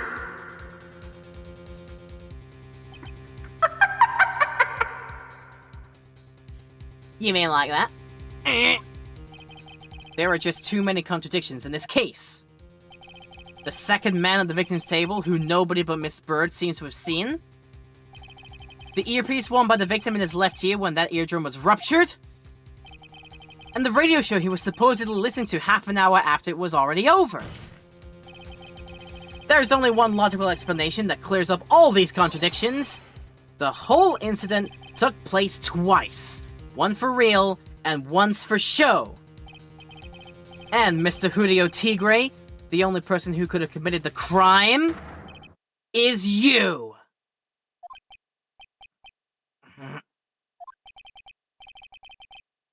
Witness? What have you got to say? That's cute. Sorry? You's alright. I could do with a guy like you around. What do you mean? Okay. I'm in on this game. I'm gonna have to charter a jet to get me to my meeting now, but I'm gonna give yous one more thing before I go to think about. Something to think about? Yous got it all wrapped up nice, alright? But you'd missed out one real important thing. But that can't be. I was in the joint that day, and I met that kid too. Huh? But I couldn't have poisoned them, you hear? What? Do you really expect us to believe you now, Mr. Tigre? What a troublemaker. Troublemaker? Looks like we're gonna need another one for the road.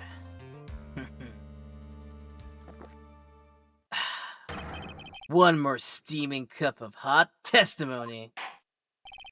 Indeed. Witness, you will explain yourself to the court. I will give you one more chance to testify. What happened that day at Tribulations between yourself and the victim? It's time to finally try and make her way out of the tiger's jungle. Ties to the victim.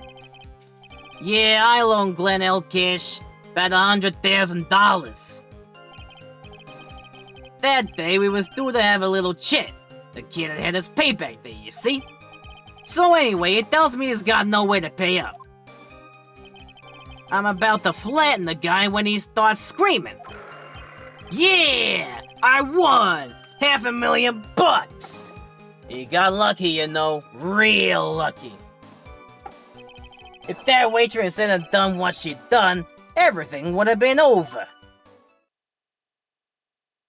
Right. Now, I see that the principal amount you loaned to Mr. Elk was $50,000. Yeah, well, you's got the Vic to take into account. Interest built up fast, you know. That is twice the that's faster than fast. $100,000 is twice his principal. And the repayment deadline was December 3rd, the day of the incident in question. Yeah, he was one lucky kid. He got that $500,000 just in time. So I have no more reason to kill the kid. And if I ain't got no motive, you ain't got no case. His motive? Huh. He has to have one. But what is it?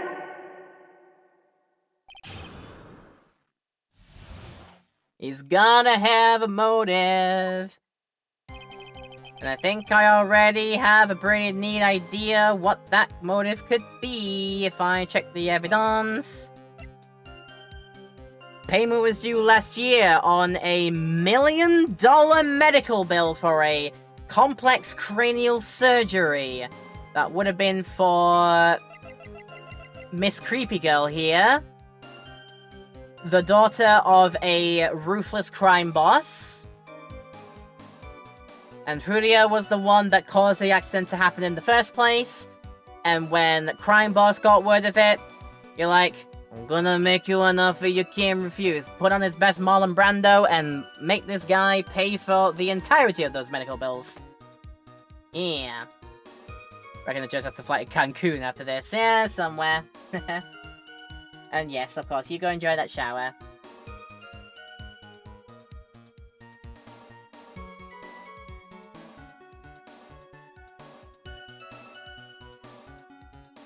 Yeah, right. Okay, so we haven't been told that this is going to be penalized, so I think we're free to press, because I like to get all the information. So let's go for it. Hold it! Did he have any way of paying the loan back? The fool was a gambler. He said he couldn't give it up till he had landed a big win. So I agreed to help him. Help him? You? I kept hitting him with ideas for ways he could get a big win. But the guy kept losing. So you were helping him for his sake? Or for yours? Went through compromise. Yous help me, I help yous. What's the difference, huh? I don't believe this! Nick, would anyone really loan money to someone they thought was unreliable? Like, for example, if it were you, I'd only loan you $5, max. Thanks a lot, Maya. I mean, some people would loan nothing to other people, so... Yeah, Phoenix, you got it lucky. Consider yourself lucky. Alright, keep going. Hold it! Hold it, hold it, hold it, and hold it right here as well. Why are these alerts not coming up here? What the heck is going on? And bear with a hot moment there. I did see the alert come through in chat, at least. But I don't know why they are not showing up on the stream right now. Everything is just pure balked. And I don't want it to be pure balked if I would like to do that. Right, let's try and play that again then. Wabam? Does that work?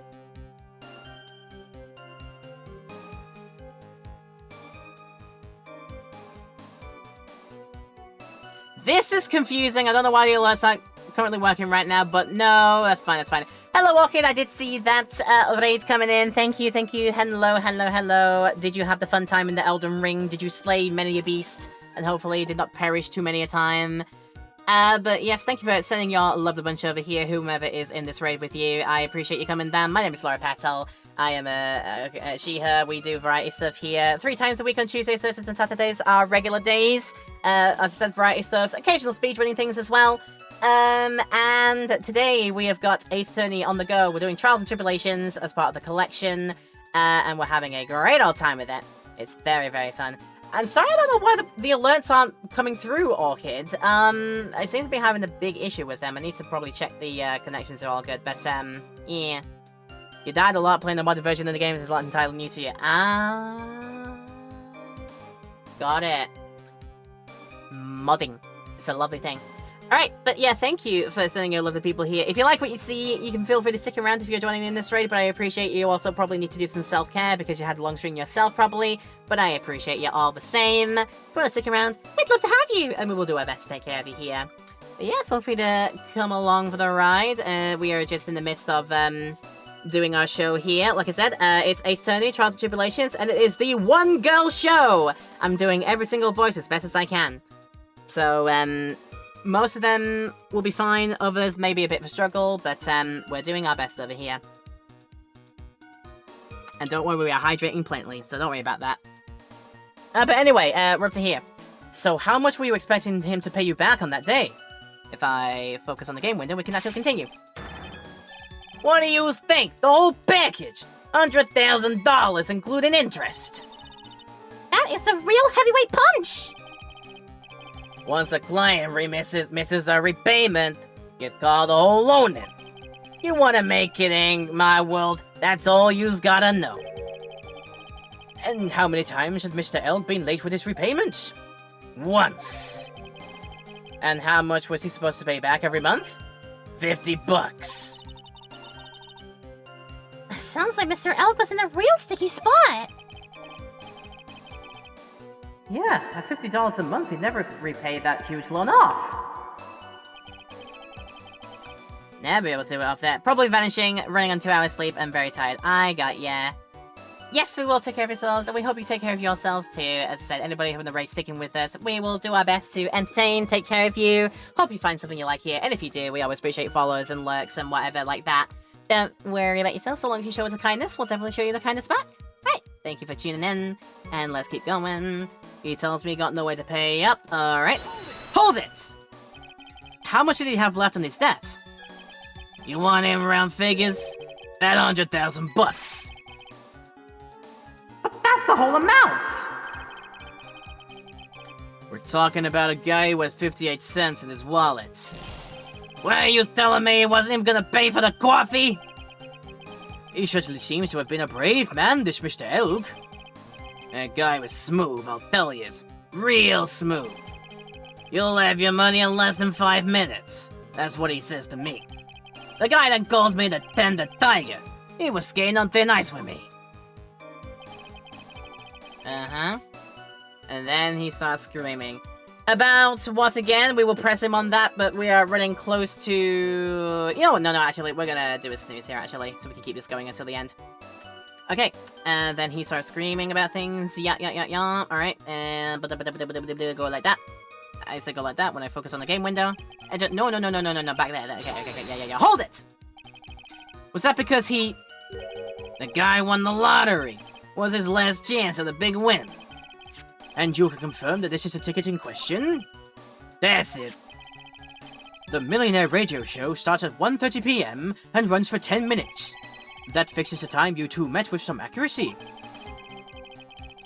And the whole scene was acted out again 30 minutes later. Also that Mr. Kudo would see it. I can still see the kid's face now.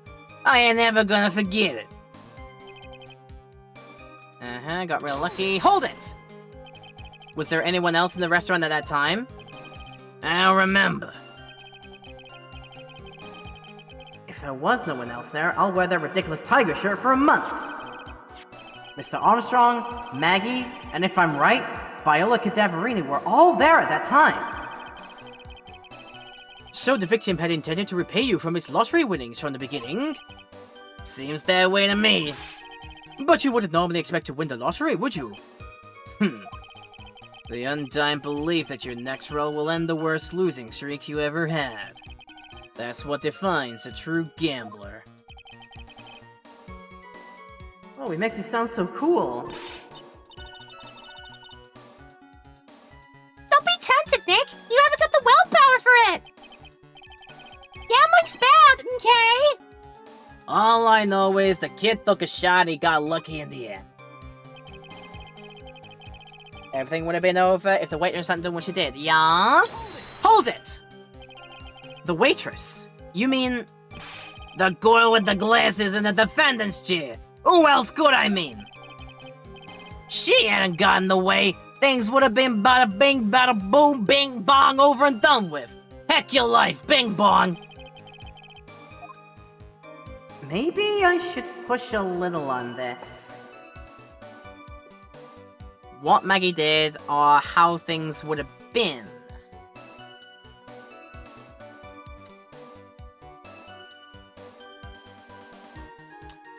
I don't know if we'll get more out of like what they did, because it's just gonna parrot the thing and say it was obviously that she put the powder in. She put the poison powder in the cup, and voila, that was it. So, how would things have gone in the universe where Glenelg was not poisoned? Pray tell. What do you mean things would have been over and done with? You's all there or what? I'm talking about the cash. I was there to get my $100,000 back, that's all. I'm a businessman. It was all coming together before that waitress got in the way. As far as I can tell from the witness's testimony, other than recouping his loan, Mr. Tigre had no motive for killing the victim. You will amend your testimony to reflect what you just said. The tiger's motive, huh? I was after the $100,000. I didn't have a reason to kill the guy. We're gonna press first, but we know that is horse hockey. Hold it! Are you saying you had no other motives that day? Yeah, so what? Then why didn't you take the lottery ticket when you left? Why you stink? Because of Four Eyes over there! Because of Maggie? How about you go ask Four Eyes about the $500,000 ticket? She wanted it so bad, she poisoned those coffee. Objection! A likely theory. Your word hasn't held water lately, Mr. Tigre. Objection. Let's not forget this witness was actually at the scene, trite. The law don't exactly agree with some of the deals I sent down. I couldn't be there when the cops showed up, so I split. I see. Your Honor, the witness's last few statements are worth a good 2 cups of coffee. Well, Mr. Wright, are you happy with the testimony, or would you like it amended? Am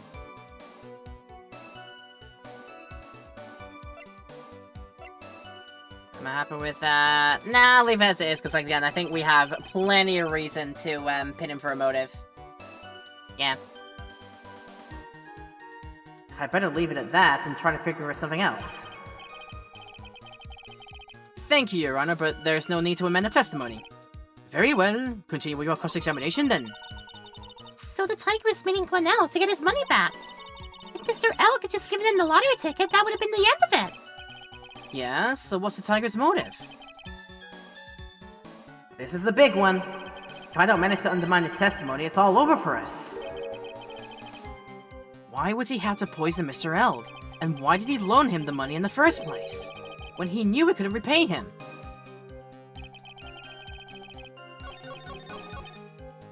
You was after the $100,000, that's all, because you, I believe, have your own debts to worry about, but we'll get to that after we have a quick intermission. We've already snoozed an ad, so we might as well let them play now. But we'll take a break while we run them to make sure you don't miss anything, lovely Twitch chat people. There's no break in the YouTube land highlight. We still hope you're enjoying things there and want to continue watching, you're free to do so. But this is also a good time to pause. If you need to go and do some self-care that quickly, then come back to us later. That's always a good idea. And yeah, when we come back, we're pinning this man for the reason he wanted the money. When we do that, hopefully things come to the good. Oops, I didn't mean to press that. Bada bada bada bada bada bada bing bada boom bada boom bada bing bada boom bada bing bada boom bada bing. Yeah. I forgot to press that. Okay.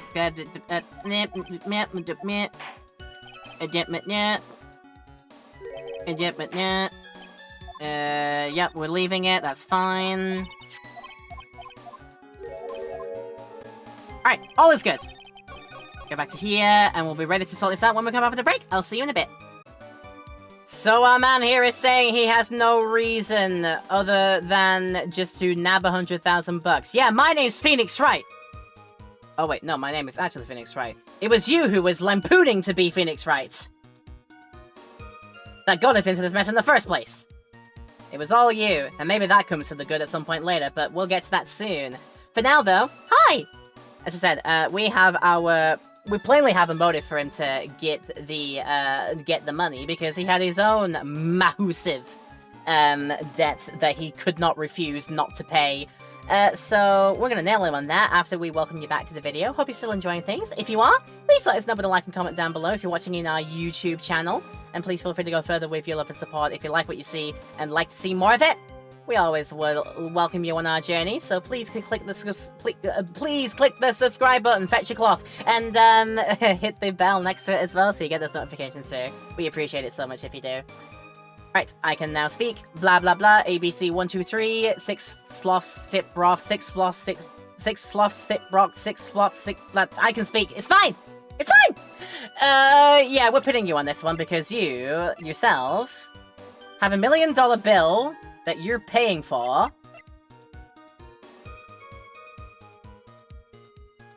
And as well, you could very easily get it by nabbing this guy's computer virus software that you could pawn on the black market for making your money back to pay off and then some.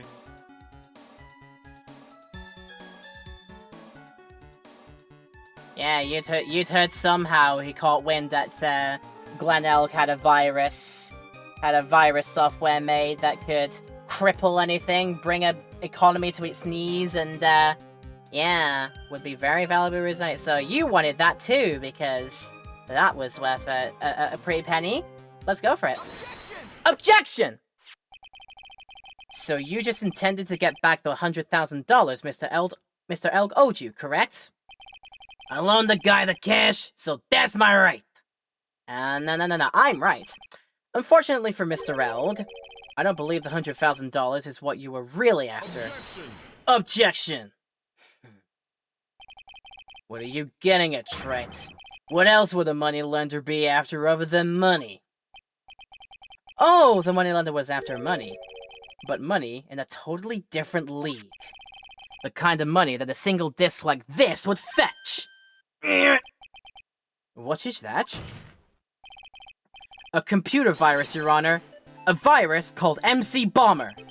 A computer virus? What does one of those do? A computer virus is a program that wreaks havoc on the insides of a computer. A computer? What does one of those do? Oh, I guess the beard is the only part of his honor that's from the Stone Age. I'll explain to you later, Your Honor. I hope you have, like, a few good hours after court to see me in class. Right now, this is the important point. A virus like MC Bomber would be worth several $1 million on the black market. Several $1 million? Lending money with no hope of ever seeing repayment would normally be bad for business. But in this case, the very fact that Glen Elg had no way to repay the money is crucial. What? Glen Elg was a programmer. A highly skilled programmer. That skill was the collateral Mr. Elg put up in order to borrow the money.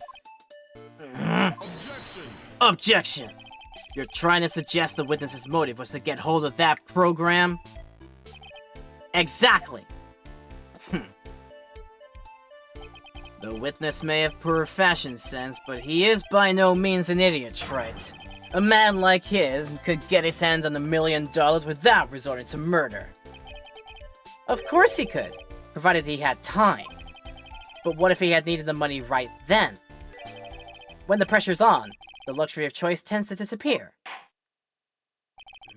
It seems you have a logical conclusion for this theory, Mr. Wright. Would you care to share it with us? Why did Mr. Tigre need money to the tune of $1 million? He had exactly a $1 million bill to pay that was due last year.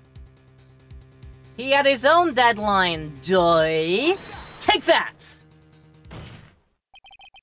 In December of last year, you found yourself in need of a huge amount of money.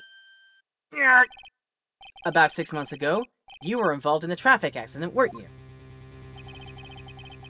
An accident involving a car and a scooter in which a young woman was injured. She was taken to the hospital where she underwent surgery. How much of this do you know?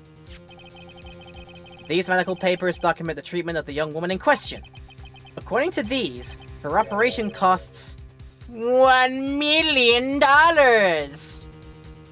Phoenix, did you really just do the Dr. Evil thing when you said that? Yes, I did, Maya. Yes, I did. And yet, when the payment was due last month, you somehow managed to pay it in full. $1 million. Apparently, a complex cranial surgery, if we get a look at what it actually reads. For complex cranial surgery, could... I don't know if it could, like, fetch that one, but then again, this could be Japanian healthcare systems. And then again as well, Viola in question is, as it reads here, the granddaughter of crime boss Bruto Cadaverini. And said crime boss Cadaverini would live for his granddaughter. Only the best of the best for my family. So he would naturally want to gravitate towards the best, most foolproof, most expensive things for his next of kin. So the most expensive cranial reconstruction surgery on the market would be just what the granddaughter deserves. Because she's part of my family. You always treat your family right. Yeah, that's literally where this is going. Godfather here, Cadaverini, gives Tigre an offer he can't refuse because his accident caused Viola to have the injury in the first place, thus requiring the surgery. And if you don't want this to get any worse, you will foot the bill for my granddaughter's surgery. Otherwise, you'll find yourself in much hotter water. So you got to have enough. This is enough you cannot refuse.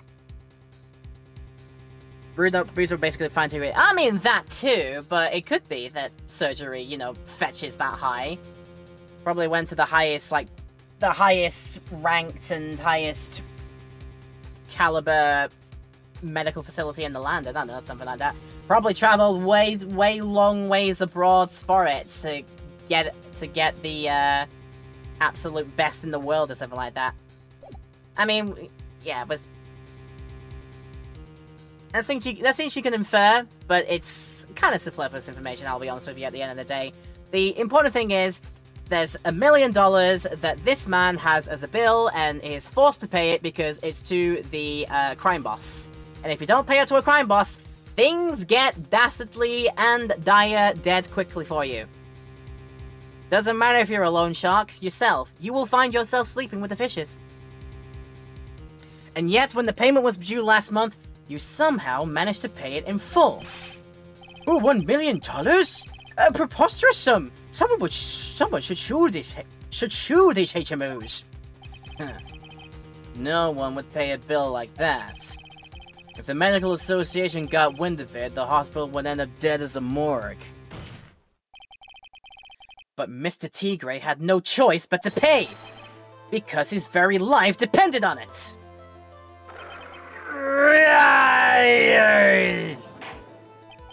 Order! You say his life depended on it, Mr. Wright? Indeed it did. Simply because the injured woman was none other than Viola Cadaverini. Did you say Cadaverini? Bruto Cadaverini, mob boss in charge of all underworld activities in the city. and doting grandfather to his precious Violetta, also known as Viola Cadaverini. Your life was in danger unless you paid compensation to the boss, correct? It makes sense. You were desperate to acquire the $1 million Bruto Cadaverini demanded of you. So desperate, in fact, that you decided to sacrifice Glenelg's life to pay your debts!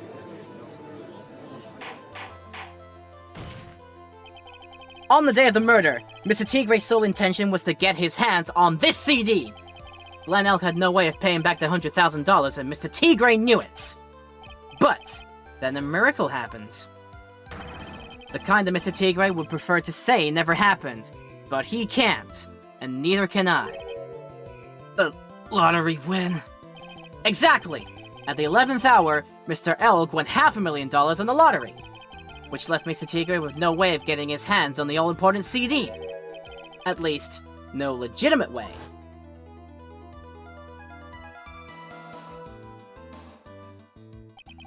So, he resorted to illegitimate means. That's crazy! He murdered Glenelg and then made his next move, to frame Maggie Bird for the crime. Mr. Tigre posed as Glenelg, while Viola Cadaverini played the role of Miss Bird. And then they reenacted the whole thing in order to establish a witness. The witness being the one we all heard testify yesterday, Mr. Victor Kudo. Objection! Like I said, Trite, that's crazy! No one could pull off a stunt like that. For starters, there's no way the chef could have been kept in the dark about it. Objection! But Mr. Armstrong was in it from the very beginning. Have you forgotten already, Mr. Godot? Mr. Armstrong owed the witness money too. $500,000, in fact. He had no choice but to go along with Mr. Tigre's plan.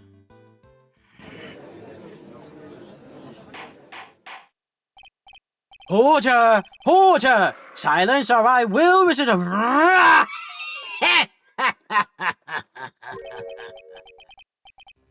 You's put on a good show, Spiky.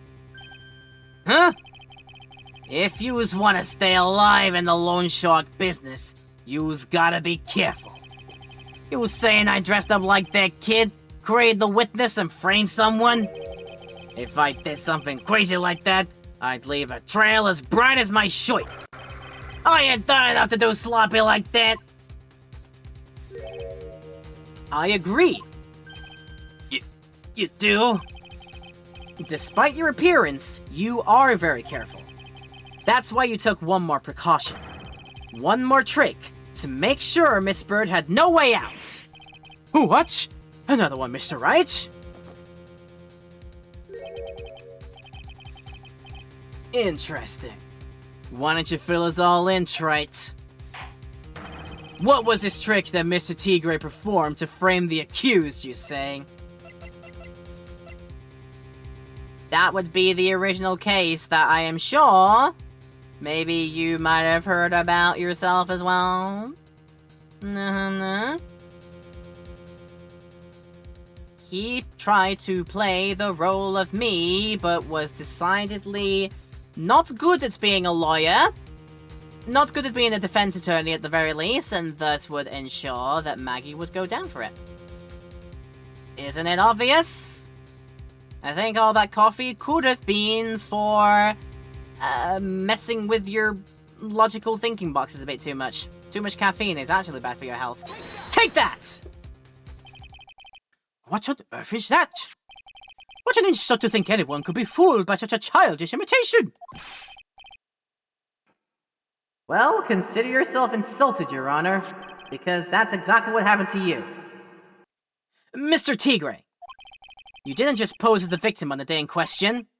A month ago, in this very court, you posed as me. What? That's the truth. But the witness looks nothing like you, Mr. Wright.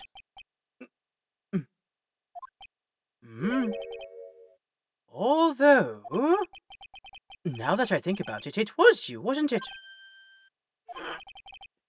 No doubt it was you, standing in here this very court a mere month ago. The Phoenix Wright who put up the most disreputable, shabby defense I have ever seen.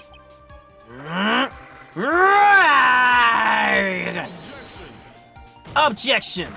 Can you prove that, Gramps? Prove the attorney who represented the accused here a month ago was this man? Are you prepared to take a stand and testify that it was him?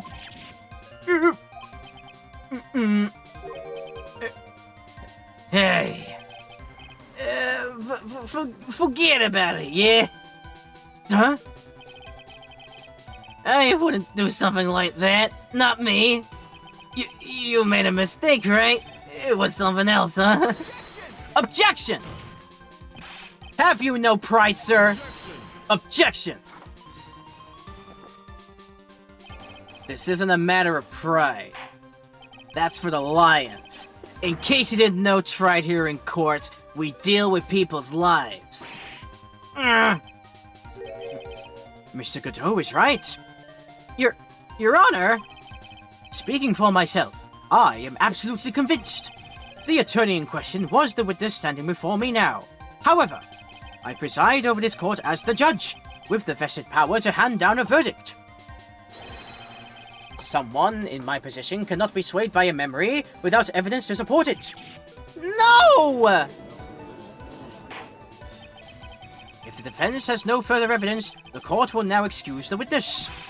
The circumstances surrounding Mr. Tigre are dubious for sure, but not conclusive. But we've come so far! You say he impersonated Glenelg.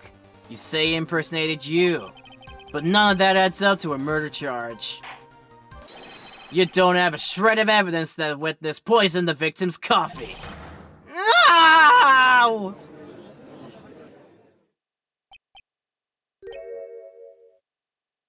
Huh? Sucks to be you, right? Don't mess with a tiger, or you're gonna get mauled, you's got that? All we managed to do here was chasing him around for a bit. But I was so close to getting him to admit his own guilt!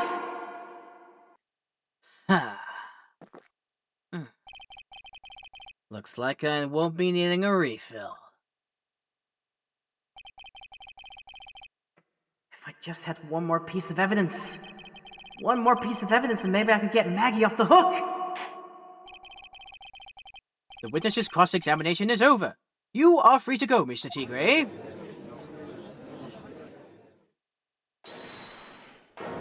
Da da da da da da da da! Your Honor, sir. Hold it! Freeze! It's the caps! I've been through how many games with Gumshoe and I have not once made a reference to his English dub line from the anime? Freeze! It's the caps! How have I not done that up until this point? What have I done? Wait! Detective! Detective Gumshoe! Sorry, I took so long, pal. I staked everything on this. My badge, the works. So here it is. My heart's counting on this too. What is it, detective? Isn't it obvious, pal? It's the final, decisive piece of evidence. What? It's Gummy. It's a good boy Gummy. January the 8th, 2:48 p.m. District Court, Defendant Lobby, number 1. Sorry it took so long, pal, but I finally got the results from the lab. The results? About the prince, pal, from this medicine bottle. Oh, so? Do you know who the prince belonged to now?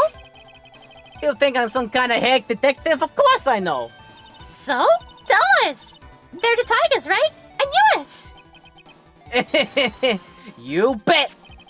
Clear as crystal all over the bottle. That Furio Tigre's paw prints, all right. That's great! We've got it now, Nick! What's wrong with you? You've hardly said the word since Detective Gumshoe got here. He's laid everything on the line for this, Nick! I know. Look, I'm sorry. This is kind of hard to say, but... it really doesn't make any difference whose prints are on that bottle now. Huh? What? Why not?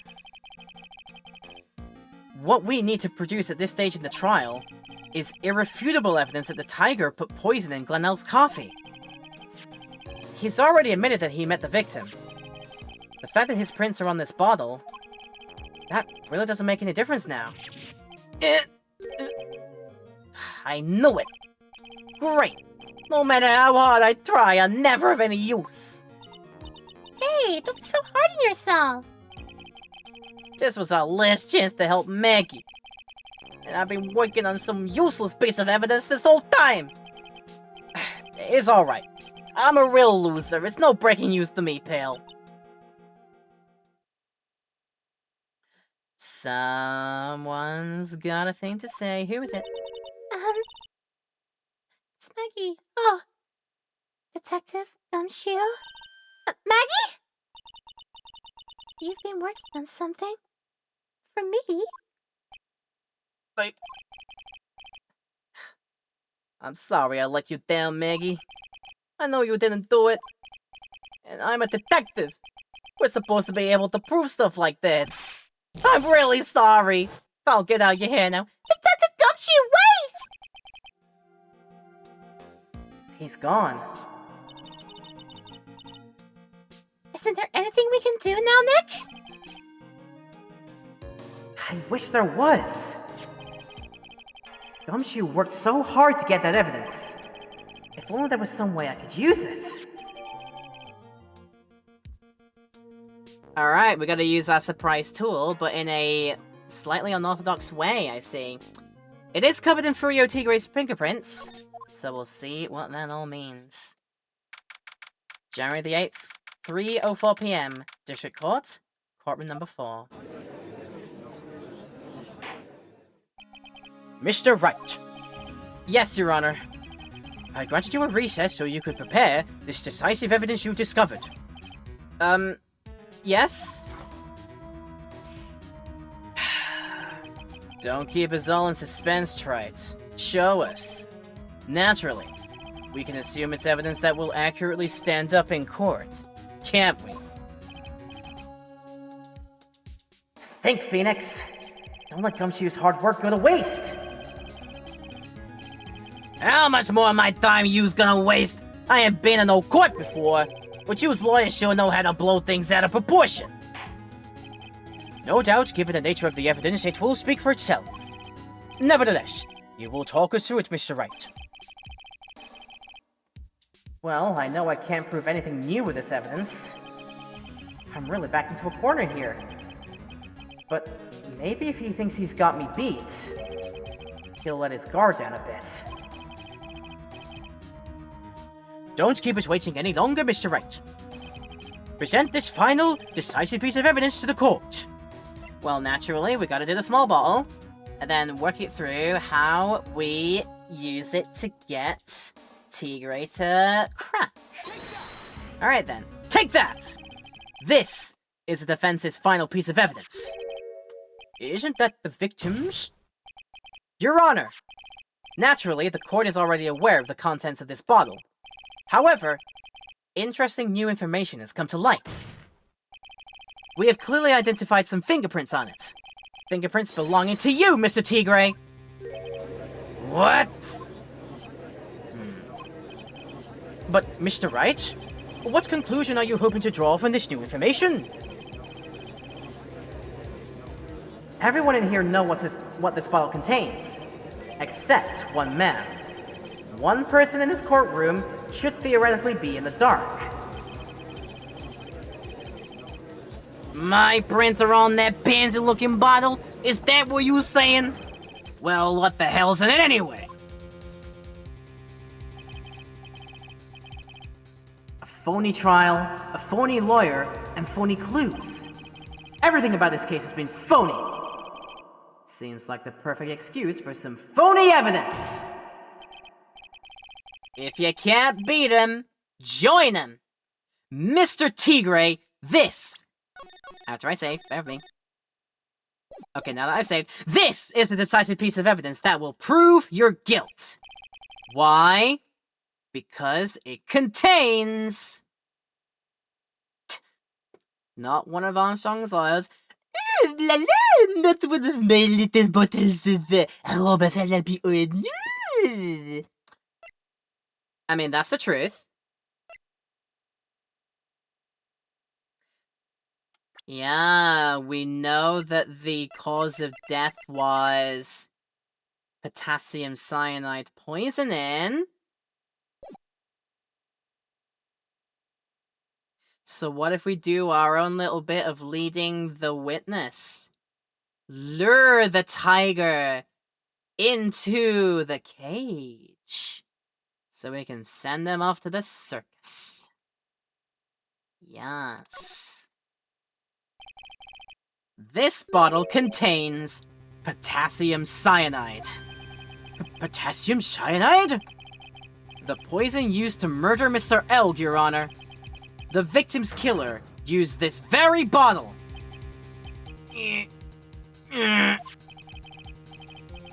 And on this bottle, Mr. Tigre, we found your fingerprints. Well, how do you explain that? You'd make a good claim, you know that. What? You ain't never gonna get this to stick. You's just making me laugh now. You think a cheap bluff like that's gonna fool the tiger? A bluff? I can see straight through you, Phoenix Wright. That ain't the bottle with the cyanide in it. No. This is the bottle we found traces of the poison in. Don't mess with the tiger, or you's gonna get ripped to shreds. The cyanide bottle was brown and it was made of glass.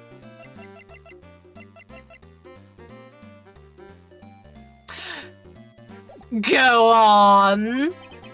That cheap piece of trash don't look nothing like it.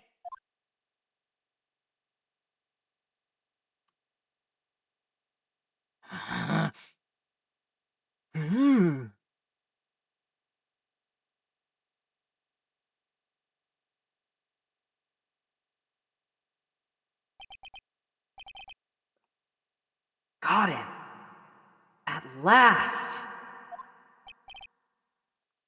What? Why is everyone gone quiet? I said that bottle. Is this the bottle you're referring to? Yeah, that's it. That's the bottle the cyanide was in.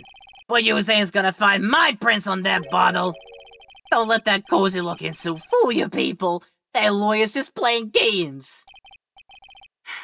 Tell him, Mr. Prosecutor. Tell that guy where to go.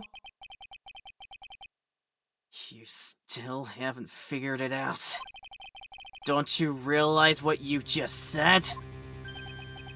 What I said? What did I just say? You were summoned to this court for the first time earlier today. If you really had nothing to do with the murder, you shouldn't have known all the little details. For instance, you shouldn't have known what kind of bottle the potassium cyanide was in.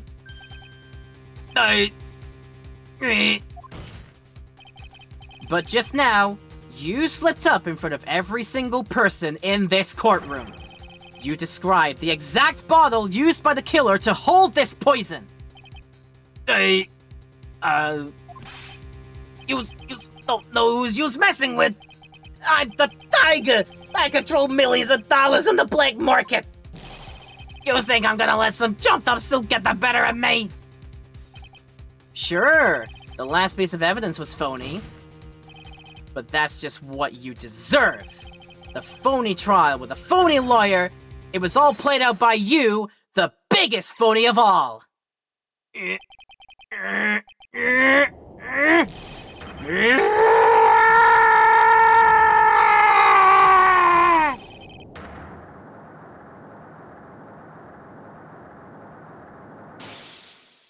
Damn, he very nearly powered up there. So loud, knocking out the powers. This is a brilliant breakdown. I love this. What's going on? It looks like a blackout. This is one of the best breakdowns, I think, just because of what it just led to. Well done, Trite. I saved my 17th cup of coffee just for you. Savor it. While you watch the police restrain your prey.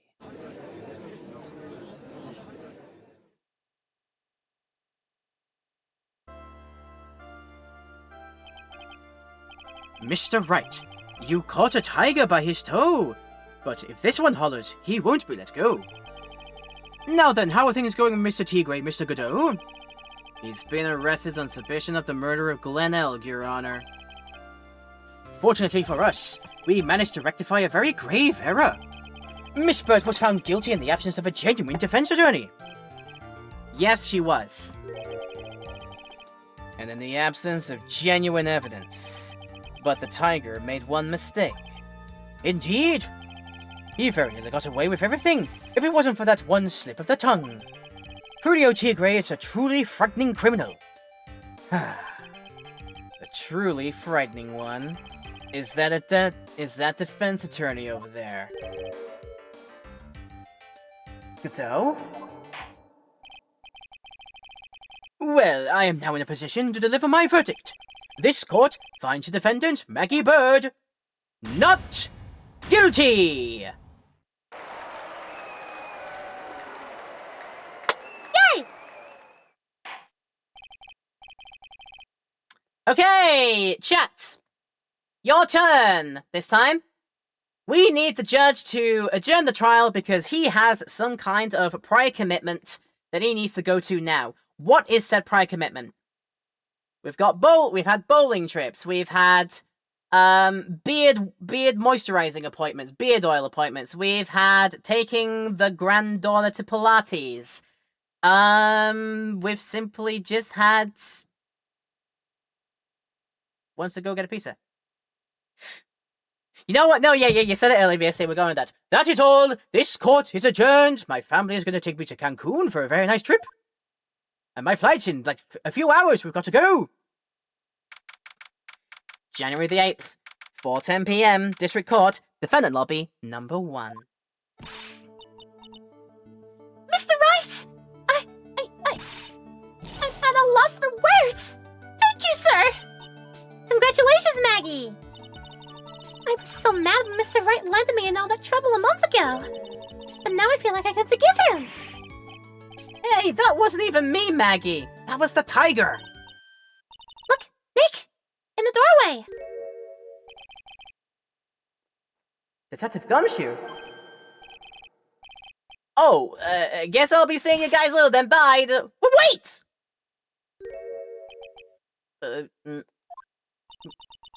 Detective Gumshoe? Oh, yeah. Congratulations, Maggie. Thanks. I knew you were innocent all along. Why didn't you say that in your testimony, then? Well, I was the...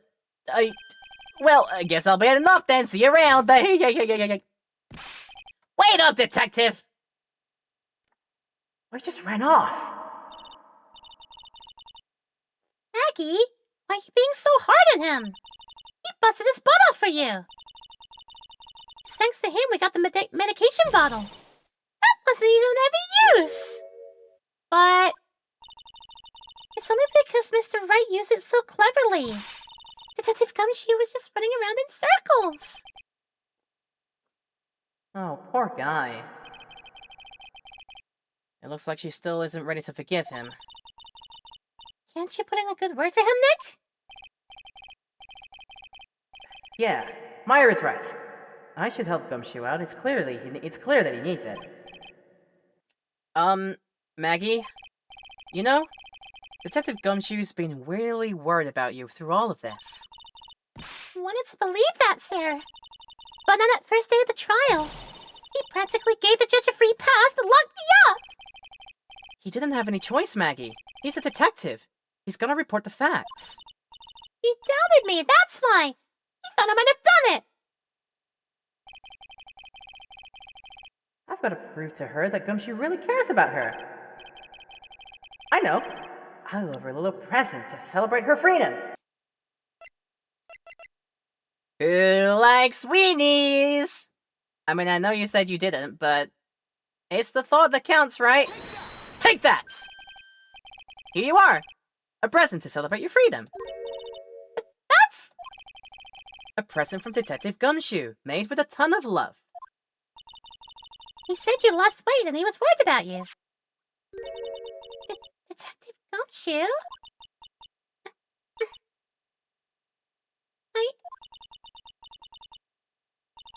I actually really like weenies, you know? Did you guys hear that? I'm pretty hungry myself, you know? Yeah, the trial dragged on a bit today, didn't it? Is it okay if I eat this now? Yeah, it is! Oh, this is the... Yeah! So, how was it, Maggie? It's really good. Yeah, gotta love those cute images at the end.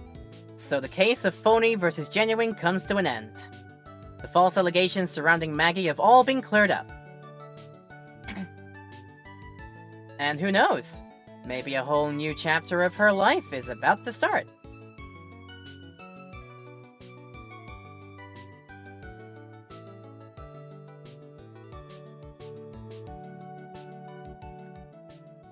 And it was not a recipe for disaster in the end. Excellent. Hello, Edgeworth. Look at you! A brand new episode's been added. What's going to go on here? Turnabout's beginnings. Ah, yes. It's gonna be hopefully a good one. I know I feel like this is early, I know, for the amount of time that we've had streaming today, but since we have wrapped up on 3-3, I think it's only fair that all we do from now is see the teaser for the next case, and then call it there. So we save our progress at this point, we do it in a new file, because I like to do them in new files for some reason, even though there's not enough to cover all of the 3 games here, but that's neither here nor there. But yeah, as I said, I mean, what is it? Why did I make 2 saves of Justice for All things? I'm gonna have to go back to my Farewell My Turnabout bit to see why I made 2 files there. Oh, it's something about you can get technically a bad ending to the game if you choose certain decisions at the ending point. Something like that, I think, yeah. So if I wanted to go back and do that, I could very quickly load it in and do that, maybe. But yeah, we have saved, and we're going to do Turnabout Beginnings very, very soon. We're going to watch the opening at least, and that's it. The girl. Let her go!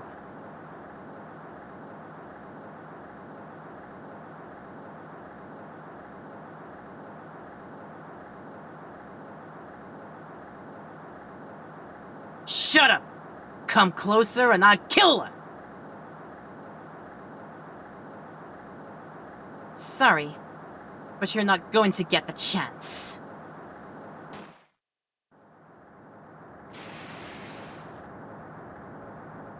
Oh, that's a long way to go down. Oh, God. Well, that's dire. I'm reading through the file of an old court case. It was the first case of my longtime mentor, Mir Fei.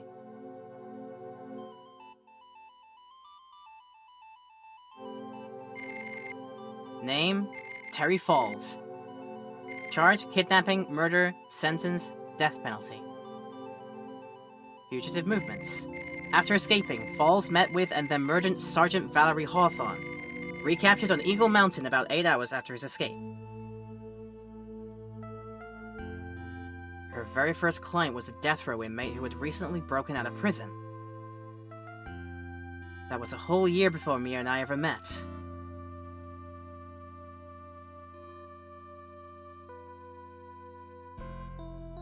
6 years earlier. Mia Fey's first trial. That's what we're doing. Okay, let's make sure to have no more of this if we're able to. Right, I'm not looking. I have my eyes closed. I am actually not looking. Okay, there's no character on screen. So... yeah, okay, since we're at that point, then that's gonna be the teaser for next time! Turnabout Beginnings 3-4 begins in our next episode of Trials and Tribulations here with the Ace Attorney Trilogy. Yeah! Getting the case done, previous case done nice and early. It was not a recipe for disaster. We managed to get through it, and I'm very, very happy with it. Hope you've all enjoyed the play that I did today, the voicing that I've done as well. I hope this has all been fun, and if there's any point of this that you've missed in Twitchland, then please don't worry, because we've got us a VOD channel that you can tune into.